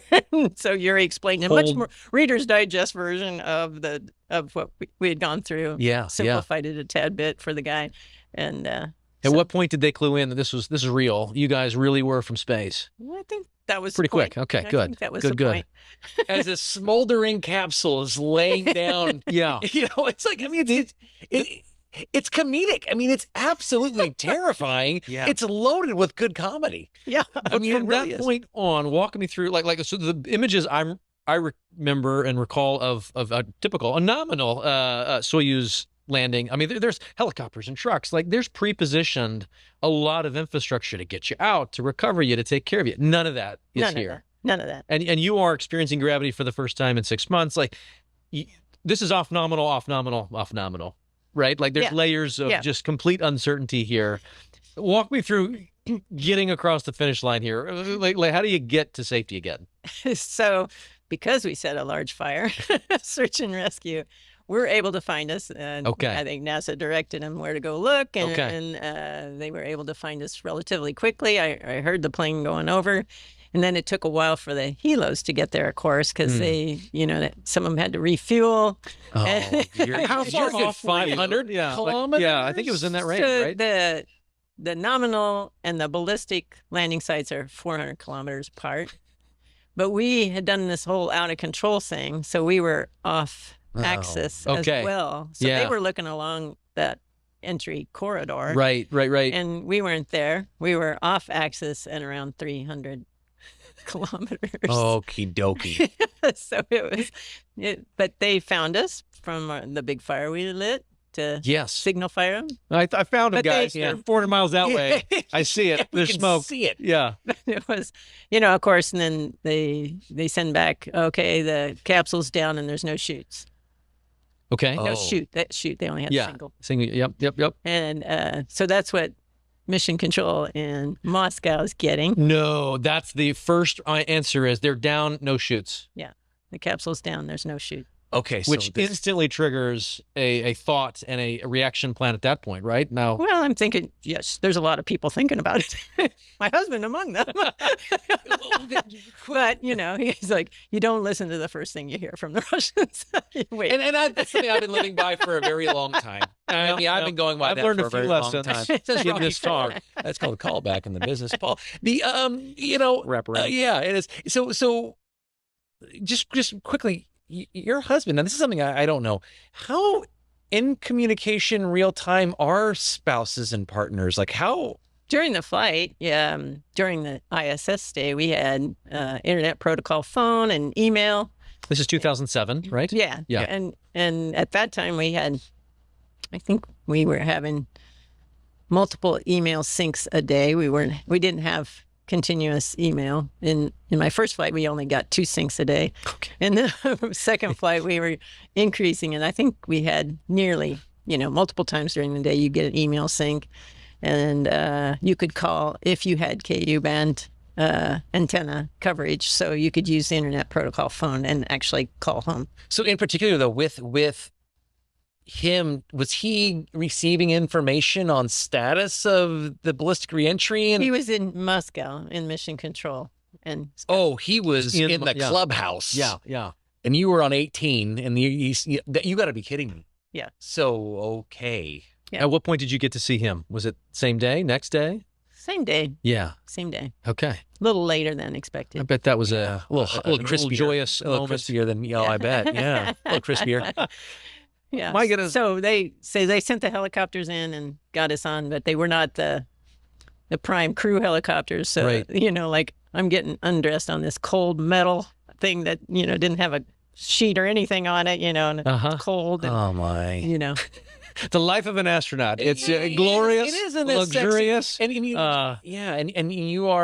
you're in your 6 months in space body. You're feeling weak. I'm assuming nauseous. You're definitely on the nauseous side. Yeah. So Yeah.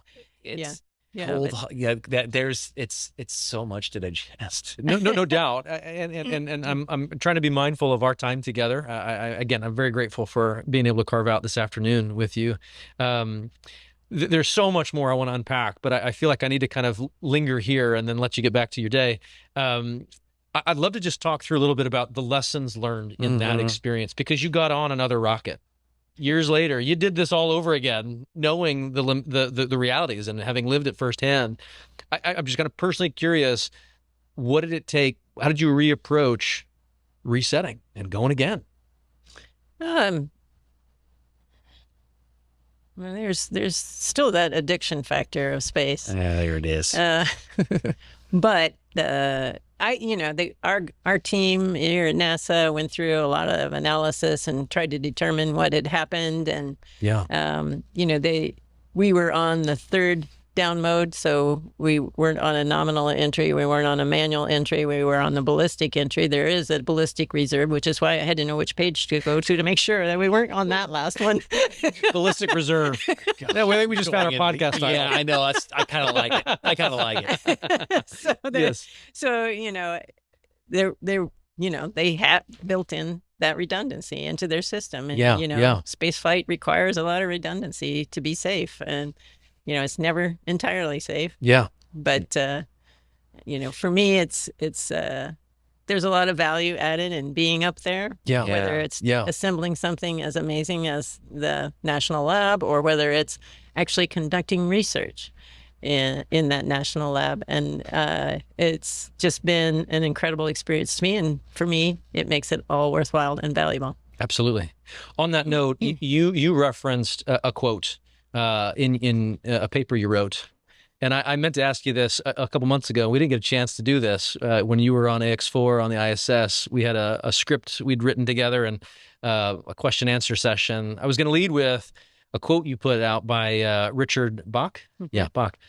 There's no such thing as a problem without a gift for you in its hands.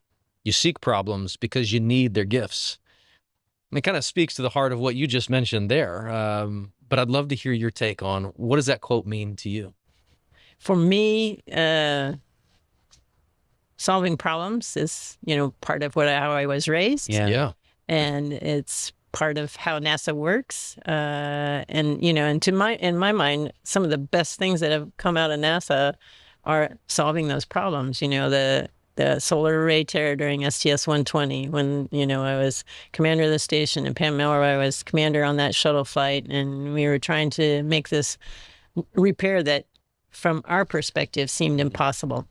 Yeah. And, amazing teamwork from the ground and, all the different folks that had to be involved doing the sportiest ever robotics. And, I'm handmade the cufflinks that we sewed the, solar array back together with. And yeah, I don't remember that class either. What? Solar array sewing. Where's the book? Yeah. Go back to the book. I want this class. Yeah. So, and we had to have the tallest guy, Scott Perezinski, on the end of the arm. And, he got out there and he's like, can you guys get me any closer? And I was like, lean. Lean. No. You're going to lean. You got it from here. Buddy. Whether it's Peggy or the Russians, you strip the bark bare. Lean. There's a fire. Lean down. Lean. Yeah, lean in. Just lean. You come home on your second flight, and it's this ballistic entry. Not even ballistic. It's, what did you call it? A ballistic spiral, ballistic? Well, it's just ballistic. Okay, great. I nailed it. Yeah, you did. You tried to church it up there. Everybody. So it's a ballistic entry, as they say in the biz. And then you go back to NASA, you wear a few other hats, right? Like you become the chief of the astronaut office. You do the Nemo expeditions. There's this season between flights. Walk me through some of that highlights there for me. So I got back from 16 and let's see. I'm trying to remember which one it was. Oh, so I did Nemo after 5. Okay. And I'd come back from my first mission and Kent Rominger was the chief of the astronaut office. And he was asking me, kind of what I would like to do as a job, a ground job. Because in between flights, you take a ground job. And I said, well, I'd really like to be a commander on my next station flight. And so I'd like to do whatever job you need me to do to prove to you that I can be a commander. And I said, and if you already think I can be a commander, I'll take a cake job in EVA. Unbelievable. She's testing the waters here. So what do you really think? Negotiating. I don't know. Yeah. So he made me the deputy chief of the astronaut office. So I guess I sit there beside me. I had to prove myself a little bit. And he also then assigned me to be a commander on a Nemo mission, and I had extremely low dive experience. And this is not something I necessarily wanted to do. Okay. And of the team I was with, commanding, I had the least dive experience. So it's all negotiation. Really. Yeah, it's fine. Swim here, swim there. Yeah, well, it worked out. It was a great experience. I'm familiar with Nemo in general, but 14 days living underwater. There's a lab down there. Yeah. What does life look like daily? Well, and it was really interesting because I'm not a great diver. So I was like, I was pretty nervous about all this. You know, I dreamed of being an astronaut, but had never dreamed of being an other way. I really hadn't dreamed about that. Yeah. So that was not, that was a little scarier to me. And, you only trained for a month for that, as opposed to, 3 years to get ready for, or 3+ years to get ready for a long duration flight. And so I was a little nervous about the whole thing, but it worked out great because they took us down on one of the training days and showed us the habitat. And I'm like, I can do this. It's like being on station. And so for me, you knew it. Yep. Yeah. So once that was there, and it was great because I was with 2 Ricky astronauts, Garrett Reisman and Clay Anderson, and they both ended up flying with me on the next flight. So that was a little trial run together. Yeah. Yeah. Oh, it was great. I love it. So 14 days there, and then was there any other highlight in that purview? Because there was about a 10-year gap, 9-year gap between those missions? No, it was make me do math. 2002 to 2006. Oh, this is between Shuttle and your first Soyuz. Copy. Yes. Okay, great. And then after I got back from the ballistic reentry, I got the chief job. Okay. Which, it was the first non-military and first female in that role. Yeah. And I think the first non-military is what scared most of the military guys the most. Yeah. Well, yeah. Now, do you get a patch for that? Was there an additional little patch for ballistic reentry? Was there something? No, they didn't get a patch for that? Not yet. Patch. We're going to get there. You got to talk to the budget office on this anyway. Exactly. So all of that then queues up to a third mission, right? This is a big deal. You're getting to go back up, another Soyuz flight, and you've your last mission ends in this crazy affair, and you sign up. Hey, I'm gonna go back up. Walk me through the highlights of your third mission. So the third mission, the day before I launched, one of the ISS managers mentioned to me that, hey, you might be staying longer than 6 months. Okay. And because there was an empty seat on the next Soyuz. And so NASA ended up making a deal to extend my mission, but I found out the day before, hey, you may get this. And the guy it was Kirk Shireman working with me on it, and he sent me emails on Orbit, and he said, the Russians want $20 million for the seat, which, he's like, you're worth a lot, Peggy, but I'm not paying that. And I'm like, oh, come on. They ought to pay us to have you here. Nothing more than $15 million. Nothing more than 15. So later, he negotiated another deal. It worked out. I was worth 20 bags of water. Okay. So, that's a lot. That's the foundation of life. I can find water's important. That makes sense from a value. It worked out for me. Yeah, I was good with that. Clearly. And I got an additional, 2.5, 3 months worth of mission. So I got a 9.5 month mission on my third flight. And you wanted the duration, which again, it's one of those things where like 6 months, I'm thinking about holidays I'm missing. I'm thinking about things that are going on while I'm gone. I think to be happy in space, you have to be living in the moment and taking advantage of the fact that this is a special experience and you're not going to have this experience. And I thought it was my last time. Okay. And so I was, this is like, I got to take all this in. This is for me. And I want to live this experience. And I told my husband the day before, I'm like, I left. I may not be coming back in 6 months. And I said, we have to have a flexible plan to happiness here.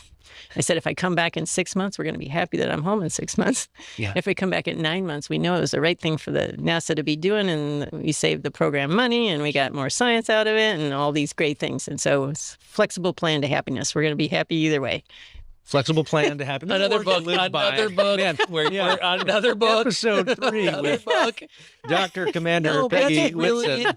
And again, that's really interesting because, we've been fortunate enough to meet a few of you, astronauts, and you do seem very superhuman. But I also like to talk to you all through the process of going home. And to think about the contemplations with your importance is really, really, it's really exceptional. It's really grounding for us as well as viewers and as fans and those things to go, oh, you've got to go home and talk about these things with people and slower moments over coffee? What are dinner conversations like about these things? And the fact you're going, we're going to be happy either way. Yeah. It just seems so grounded for something that is so spectacular. Yeah. Another book. I'll work the book. Yeah. No, but I think that really is something. But it's also highly applicable to life for anyone, right? Mm-hmm. Like you don't get to pick and choose all of the details of what's facing you, what you're facing.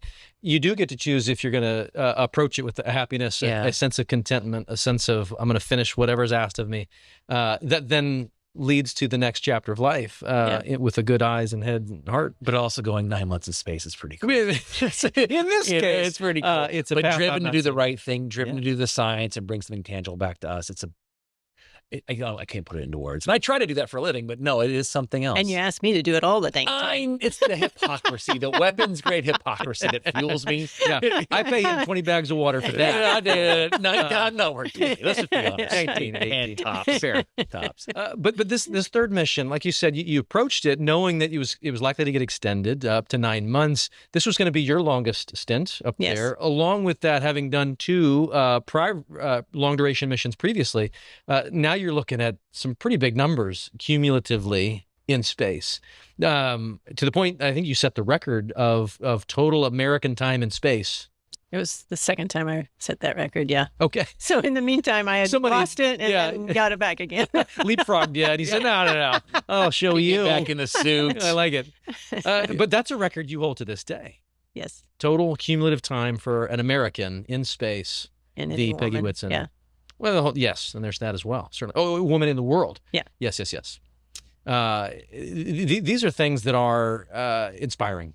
I think not just to anyone out there, but to me. I mean, we've talked about this. Yeah. Like the way in which you've approached these big milestones, the way in which you carry yourself even today, makes me want to be better. Makes me want to approach my next thing better. You're sweet. You do all of that. You've got the numbers. You've got what I would argue is enough for a Hall of Fame career already at that point. You finish a tenure at NASA, and a whole nother door opens up. What opens up there? Walk me through that transition for us. Well, after I got back from the 9.5-month mission, I actually had never imagined it, but I felt like I needed to leave. I needed to leave NASA. I had always assumed I would work at NASA forever and never retire. Yeah. But at that point in time, I was like, I need to go. And Clarence said, wait 6 months, see if you still feel the same way. I waited 6 months, still felt the same way. And I left knowing that I would never fly again. And, but I was happy, with what I had accomplished. Yeah. And, it was, to me, it just felt like the right time. Sure. And miraculously, commercial space has taken off enough that within 5 years, I was flying another flight with Axiom Space on a short duration mission with private and government astronauts on my first flight. And then on my second Axiom space flight, I had 3 government astronauts from Poland, India, Hungary. And on the first one, it was Saudi Arabia, 2 from Saudi Arabia and 1 U.S. citizen. So some great crews that I had a chance to work with. And for me, it's a lot of fun at this point being the mentor, being the one that tells folks, okay, don't worry about that. Just worry about this. Yeah. This you have to know. Right. I expect you to know all of this. Right. And you have to know how to do this. But don't worry about that. Yeah. And so that's where our paths have crossed, is the Axiom Space AX2, AX4 missions, and even your support roles in AX1 and 3. You've been very hands-on for all 4 of those private astronaut missions. But seeing you approach that, it's kind of funny. You mentioned earlier you were the first in your class to jump right into the long-duration missions. Everybody else warmed up with a short duration and then got into the long. You've kind of done this the other way around, jumped in feet first. And then now experiencing these short duration missions. Can you compare those two? I mean, I'm just as a human, just personally, what's your take on the difference? It goes by way too fast. Okay. It's not long enough. I don't feel like you get to actually live there. Yeah. It feels a little too much like you're visiting. Okay. So from my perspective, the long is more comfortable in the sense that, you get to chill and breathe and relax. And even though I tell my crew, okay, you got to go spend an orbit and go around the world in the cupola. Yeah. That's one of my main objectives that they have, assignment I give everybody. You got to go spend the time. Yeah. Just to look at our world. Yeah. And just take it in, because on a short duration mission, especially, it is so hard to make that time to just take it in. Yeah. Because you have all these science objectives, all these other things that, government objectives, outreach objectives, everybody's trying to get everything done, and it's a packed timeline, very challenging to get done. And, it's like, you need to go breathe, go around the world. Yeah. Yeah. Or around the whole world. I in our conversations, I'd always asked you about your team, and I would notice that you would well up with pride about your people. Yeah. And I always wondered about the different dynamic with your team. And I'm sure you had great pride with your team in your NASA days. There seemed something, this ultra mentorship and this caring capacity for your people that every time I'd ask you about your crew, you would well up with so much pride. Well, why? I like making teams. It's something I really enjoy. I like taking the different perspectives and pulling everybody together to work together, and I enjoy that. Yeah, it's fun for me, and I like the challenge of it. I mean, especially like for the Axiom missions, people coming from all these different countries and trying to, pull everybody's objectives in and make them important to everybody. Absolutely. And so I like doing that part, the building the team part. And I don't think that there's like a right-sized answer, one-size-fits-all answer to how to do that. How do you approach building a team? I'd be curious just kind of what your secret sauce is between X2 and 4. Is there something that you go to mentally or maybe tactically?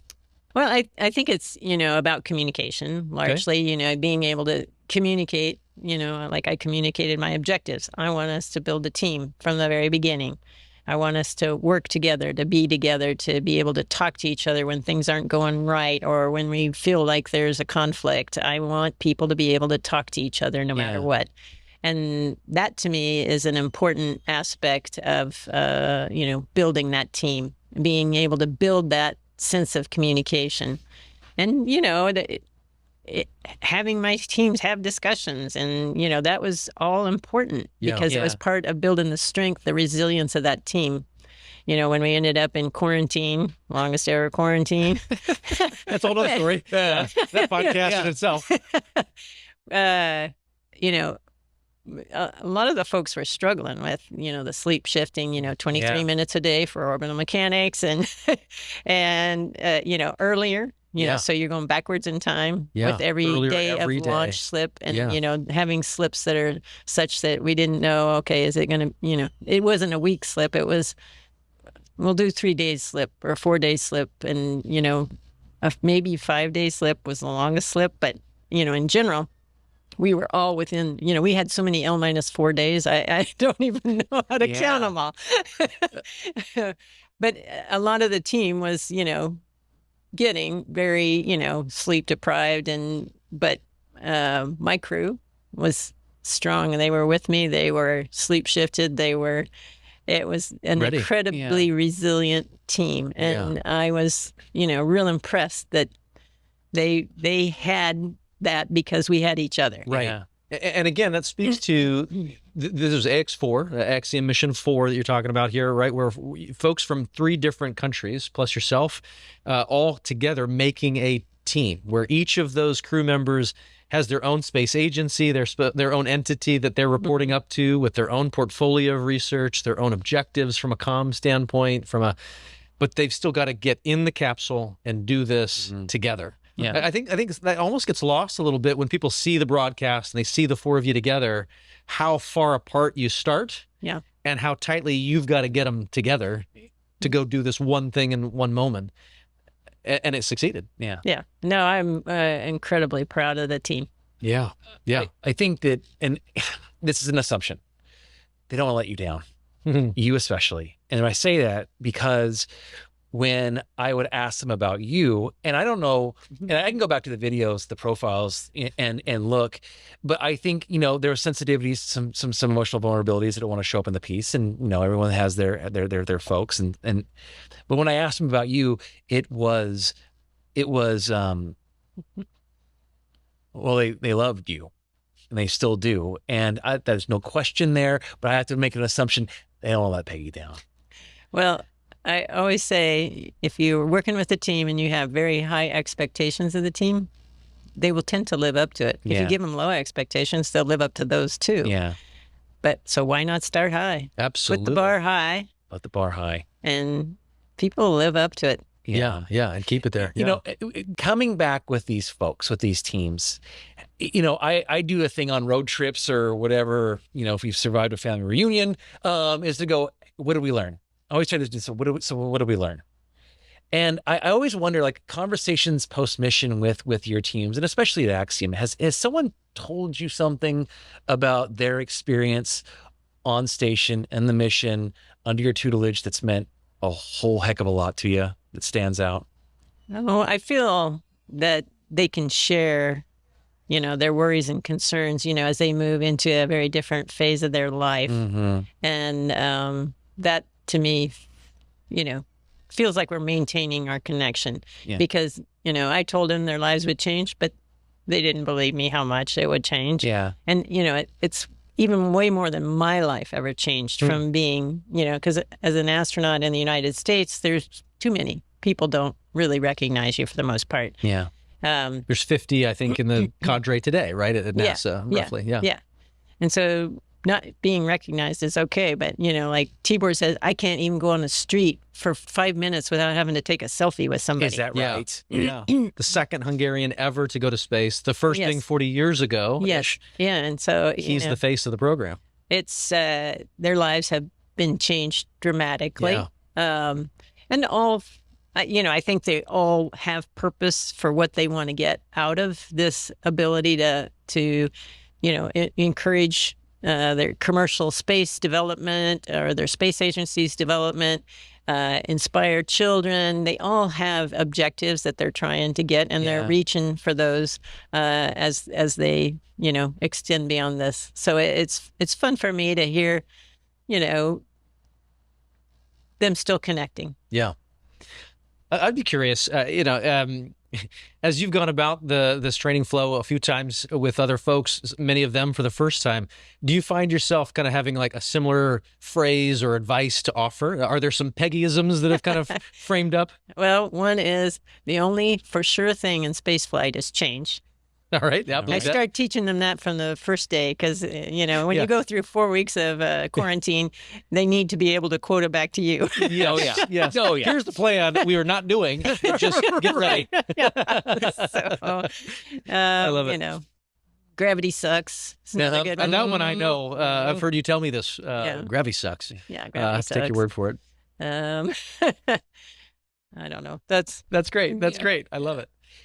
You know, Peggy, I think about this idea, and I, you know, watching and listening to professional athletes talk about the idea of retirement, that they find that footing to be awfully awkward, and between, you know, you'd mentioned, you know, the consideration of going, this would be the last time I'd fly, you know, even when you were at NASA, and then say in between NASA and Axiom. Say before, and I don't know where Axiom came into play or that first communications happened, but before that communication happened, how were you doing? Were you finding it awkward? Were you finding it? How were you feeling about the idea of never flying again, if it never happened again? I think, you know, when in that mission, I think I accepted the fact that I would never fly again, and you know, that's why I was spending so much time just embracing where I was and, you know, living every moment. And so when I left, it was not unexpected that I wasn't flying again. Did I miss it? Yes, absolutely. I still, you know, I was doing a lot of public speaking then on leadership and, you know, inspirational talks and stuff like that. But, you know, I don't get the satisfaction out of that. I'm enough of an introvert that's a lot of work. And so it doesn't bring me a lot of joy. It got me paid for a while. Make a dollar. Make a dollar. It was not. It's not the same as what I felt like. Being a part of NASA and being a part of the space program and being a part of going to space and being the pointy end of the spear of a huge team on the ground. Because that just being a part of something bigger than you is very powerful, and it's something that you miss. Fulfilling in ways that you can't just make it happen on your own. Right. Yeah. Right. So the opportunity came in 2021 to start 2021 to start consulting with Axiom. Yeah. And with the potential that maybe someday, again, it hadn't happened at that point, so you didn't know if it really could, happen. Yeah. But it ended up working out for me, and then to get 2 flights in 4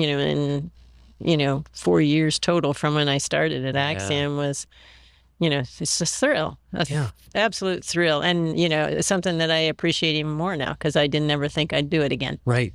Unbelievable. So here we are today, just a few months from AX4, your previous mission. And you find yourself in yet almost a new season as Axiom Space continues to develop and the commercial industry grow.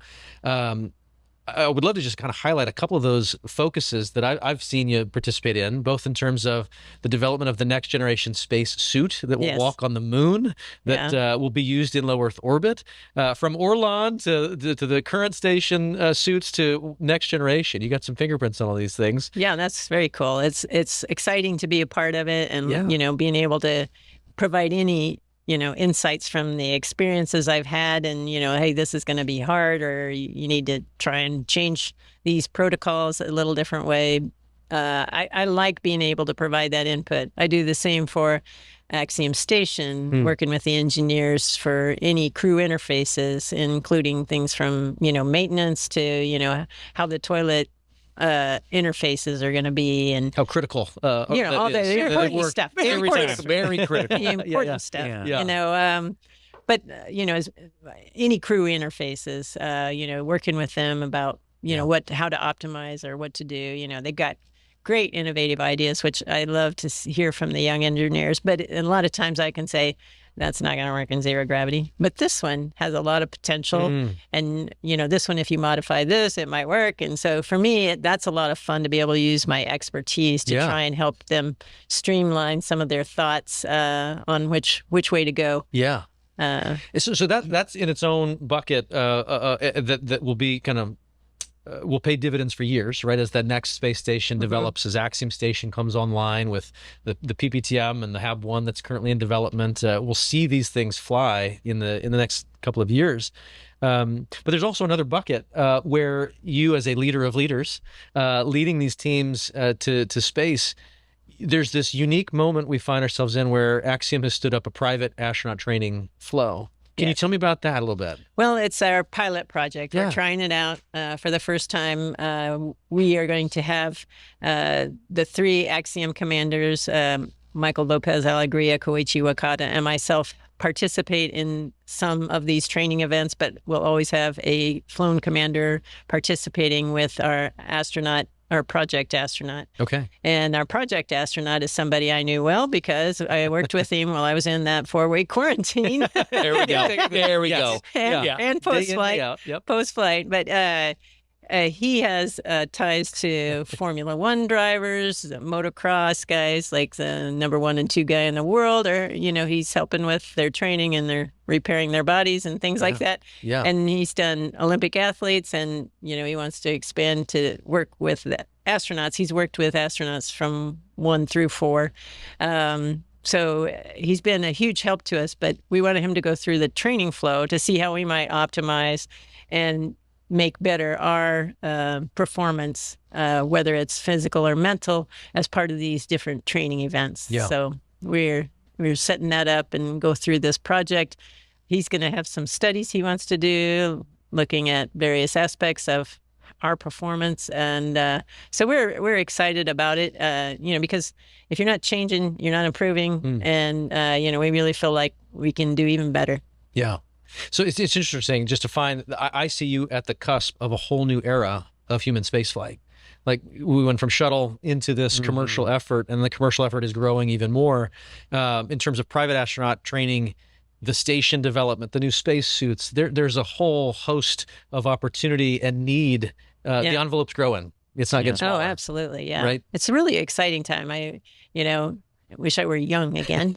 So for a lot of reasons, but to be able to go through these thoughts, to be able to go through this, to be able to go through all of this as everything changes in the next, few decades is going to be really exciting. Yeah. So I want to ask you just kind of a couple last questions, and certainly Ryan, feel free to add here. I'd be curious from the perspective you've had, the vantage points that you've had, the experiences you've had. How do you see commercial spaceflight today, human spaceflight today? Where are we at and where are we going? What's your take?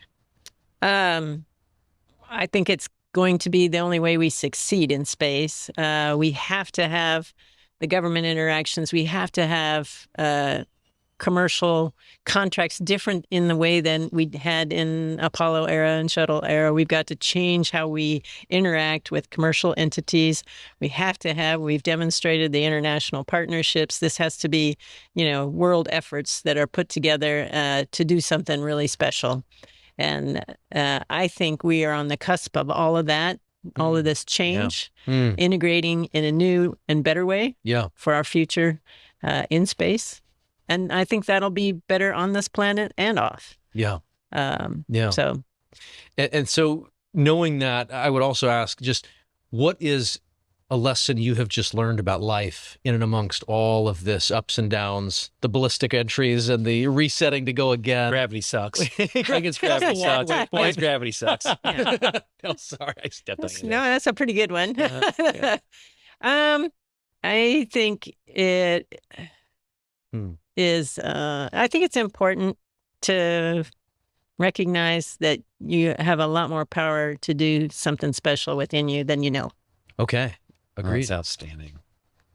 Absolutely.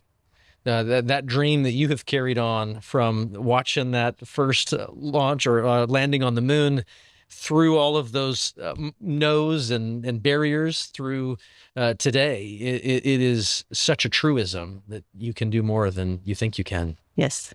You are living proof of that. I am. And feel pleased and lucky and honored to be a part of that. Absolutely. I had a conversation with two neurologists that I really, really respect. And the way they talked about the human brain, its capacity to love, to hate, and to dream and create things that didn't exist before. Its capacity is so immense. It's an amazing thing. It's almost indescribable. It's also very fragile. And, they were understanding what the lack of oxygen would do to it, what it would take from us, what it would rip from us, our memories, our ability, our cognitive abilities in a matter of seconds. I'm like, oh, wait. So how do you see us then? You see our immense capacity in our brains and what it can do and create and feel and think and remember. But you also see us as very, very, very fragile at the same time, the damage that can be done. So I go, well, how do you see us? How do you see us as people? When you walk around now with this vantage, how do you see us? And I thought about you. 700 days, nearly 700 days off this planet. On EVAs, you look through your boots. 695. 695. Still a change. We need another flight here. Yeah. We're going to get there. Definitely. Yes. I asked him about that. I was like, you got to get to 700. You've looked through your boots down at our plump planet. You've led people. You've been in danger. You've fixed things. You've been away for a long time. You've broke a couple things. I just wondered, how you see us, how you see our planet. I'm going to get emotional about this. How do you see us? How do you garden and you watch things grow. You do the small things and you've done the really big things. My just question for you is then when you come back, how do you see us all and how do you see our planet? Well, I definitely, it's interesting because when you look down at the planet from above, you have a completely different perspective of our planet. Even if you travel all over the planet, it's your experiences with this place, this person, these activities, and it doesn't encompass the whole thing. And when you see it from above, you get this much bigger picture of what our planet is.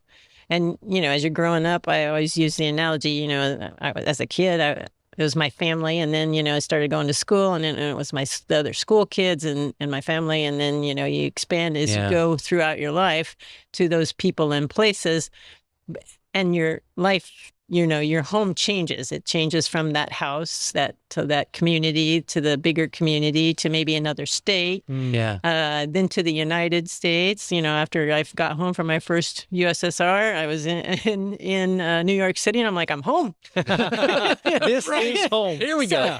So, as you leave the planet, though, planet Earth is home. Yeah. Interesting. So that perspective is expanded to include this whole thing. Spaceship Earth, that we're all on, traveling in space. Even a field on fire in the middle of nowhere. Right? And so, that sense of perspective is really amazing to me. And when you come home, you're home in the sense that I'm a part of that whole thing now, as opposed to just this community, this family, this, nation. I'm a part of planet Earth, Spaceship Earth. And, you look out beyond and you see thousands and thousands and thousands and thousands of stars, and you realize, hey, this is just our galaxy. Yeah. And there are billions and billions and billions of galaxies out there. It's mind-boggling, this change in your perspective about what's out there. So that level of our place in that grandeur. It's pretty finite. I had a little Captain Kirk and Spock in there. I felt both those people present at that time In that answer. Yeah. Good. I've succeeded. Well done. My life goal. Yes. Last question for you, Peggy, if you've got 2 more minutes with us. Yes. Is this, we've talked a lot about your story, and that's what we were here for. I am thrilled, and I think we both could have just dug in even deeper. I'd be curious, is there a story in human spaceflight that comes to mind that may not be your own? Somebody else's that you're aware of? Somebody else's that would be either extraordinary or just mind-bogglingly unique? I don't know how to set it up. What comes to mind? Doing the astronaut selections, I think, was really important to understand that everybody's story is different. Yeah. And I really think that you find so many interesting parts of everyone's story. So everybody's story is different, but, they are interesting. Yeah. Because everybody's interesting. And the fact that we're different makes us interesting. It doesn't mean bad things like some folks think. We are bonded by the fact that we are interesting, and let's embrace the interesting parts of everyone. I love it. Okay. Brilliant. We are on the hunt for those interesting stories, and you've just told us to talk to everybody. Absolutely. So we will do that as best we can. We will cover some ground. Yeah. I love it. Yeah. I love it. Peggy, thank you absolutely so much for your time today. We've done a few orbits the slow way together. Yeah. I hope we get to do many more together. Yeah. This has been a delight. Peggy, you are a hero of mine. I could probably speak for Paul in that same sense. To sit down with you is a privilege beyond words. Yeah. I know. It's okay. I know. No, it's fine. Thank you. You guys are wonderful. I love chatting with you.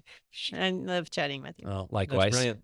Thank you, Peggy. So with that, we'd love to just close this out. We do want to do a little something special for folks who are trying to build an audience. So I'd love to do a couple of special things. We'd love to sign one of these guys. Oh, You recognize this guy? Joy. What do we have here? Gal. Joy. Yes, Gal. She was the... Got my hands left there. She was our mascot on the AX-4 mission. That's right. When we got to name our crew vehicle, Grace. So this is Joy. And who flew... This one didn't fly in Grace, but right. One that looked just like this one did. So to be very clear, this is not a space-flown baby swan. This is a replica of sorts, exactly as you took up with you. We have 3 of these, and I would love to ask you to sign it. We'll figure out how and where here in a second. That might be the plan worked out a lot better in theory than it might practically. But we want to use these as something to give to folks who've listened and been a part of this story. And so if you're interested in being a part of our journey and story, we'd love to hear from you. We'd love to give away 3 of these baby swans, 3 joys to the world. 3 bits of joy. We're going to spread some joy. Hey, we're spreading joy. We're spreading joy. Look at us go. Look at us. Peggy, thank you so much for joining us today. These stories from your career through what is coming and the life lessons along the way always stir me up. And Ryan, likewise. I am thrilled to share another table with you. Yeah, absolutely. We have found ourselves all around the world, and we hope to continue to make stories like this, to talk about what it's been like to live and work off planet, the challenges faced, the lessons learned, and how do we get better, sharing life and doing it better generation after generation.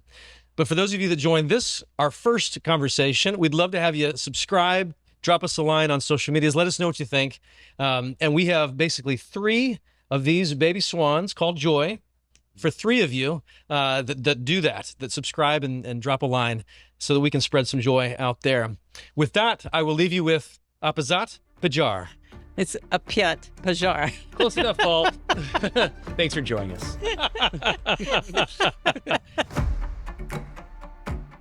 Thanks for joining us on this episode of Vital Signs. Stories of lives lived on the edge of absurd. Ryan and I believe we all, each of us, have greatness inside us. That there is a potential in you that can be unlocked and sharpened through conversations like these. And if you enjoyed this episode, you're going to love the next one. The best way to ensure your AI assistant sends you to our next proof of life is to subscribe and drop us a line right now. So go ahead. Oh, wait. Well, actually, no, I can't. We got to close this thing down. But for more, check out vytalsigns.com. That's VYTALSINES.com. Vital Signs.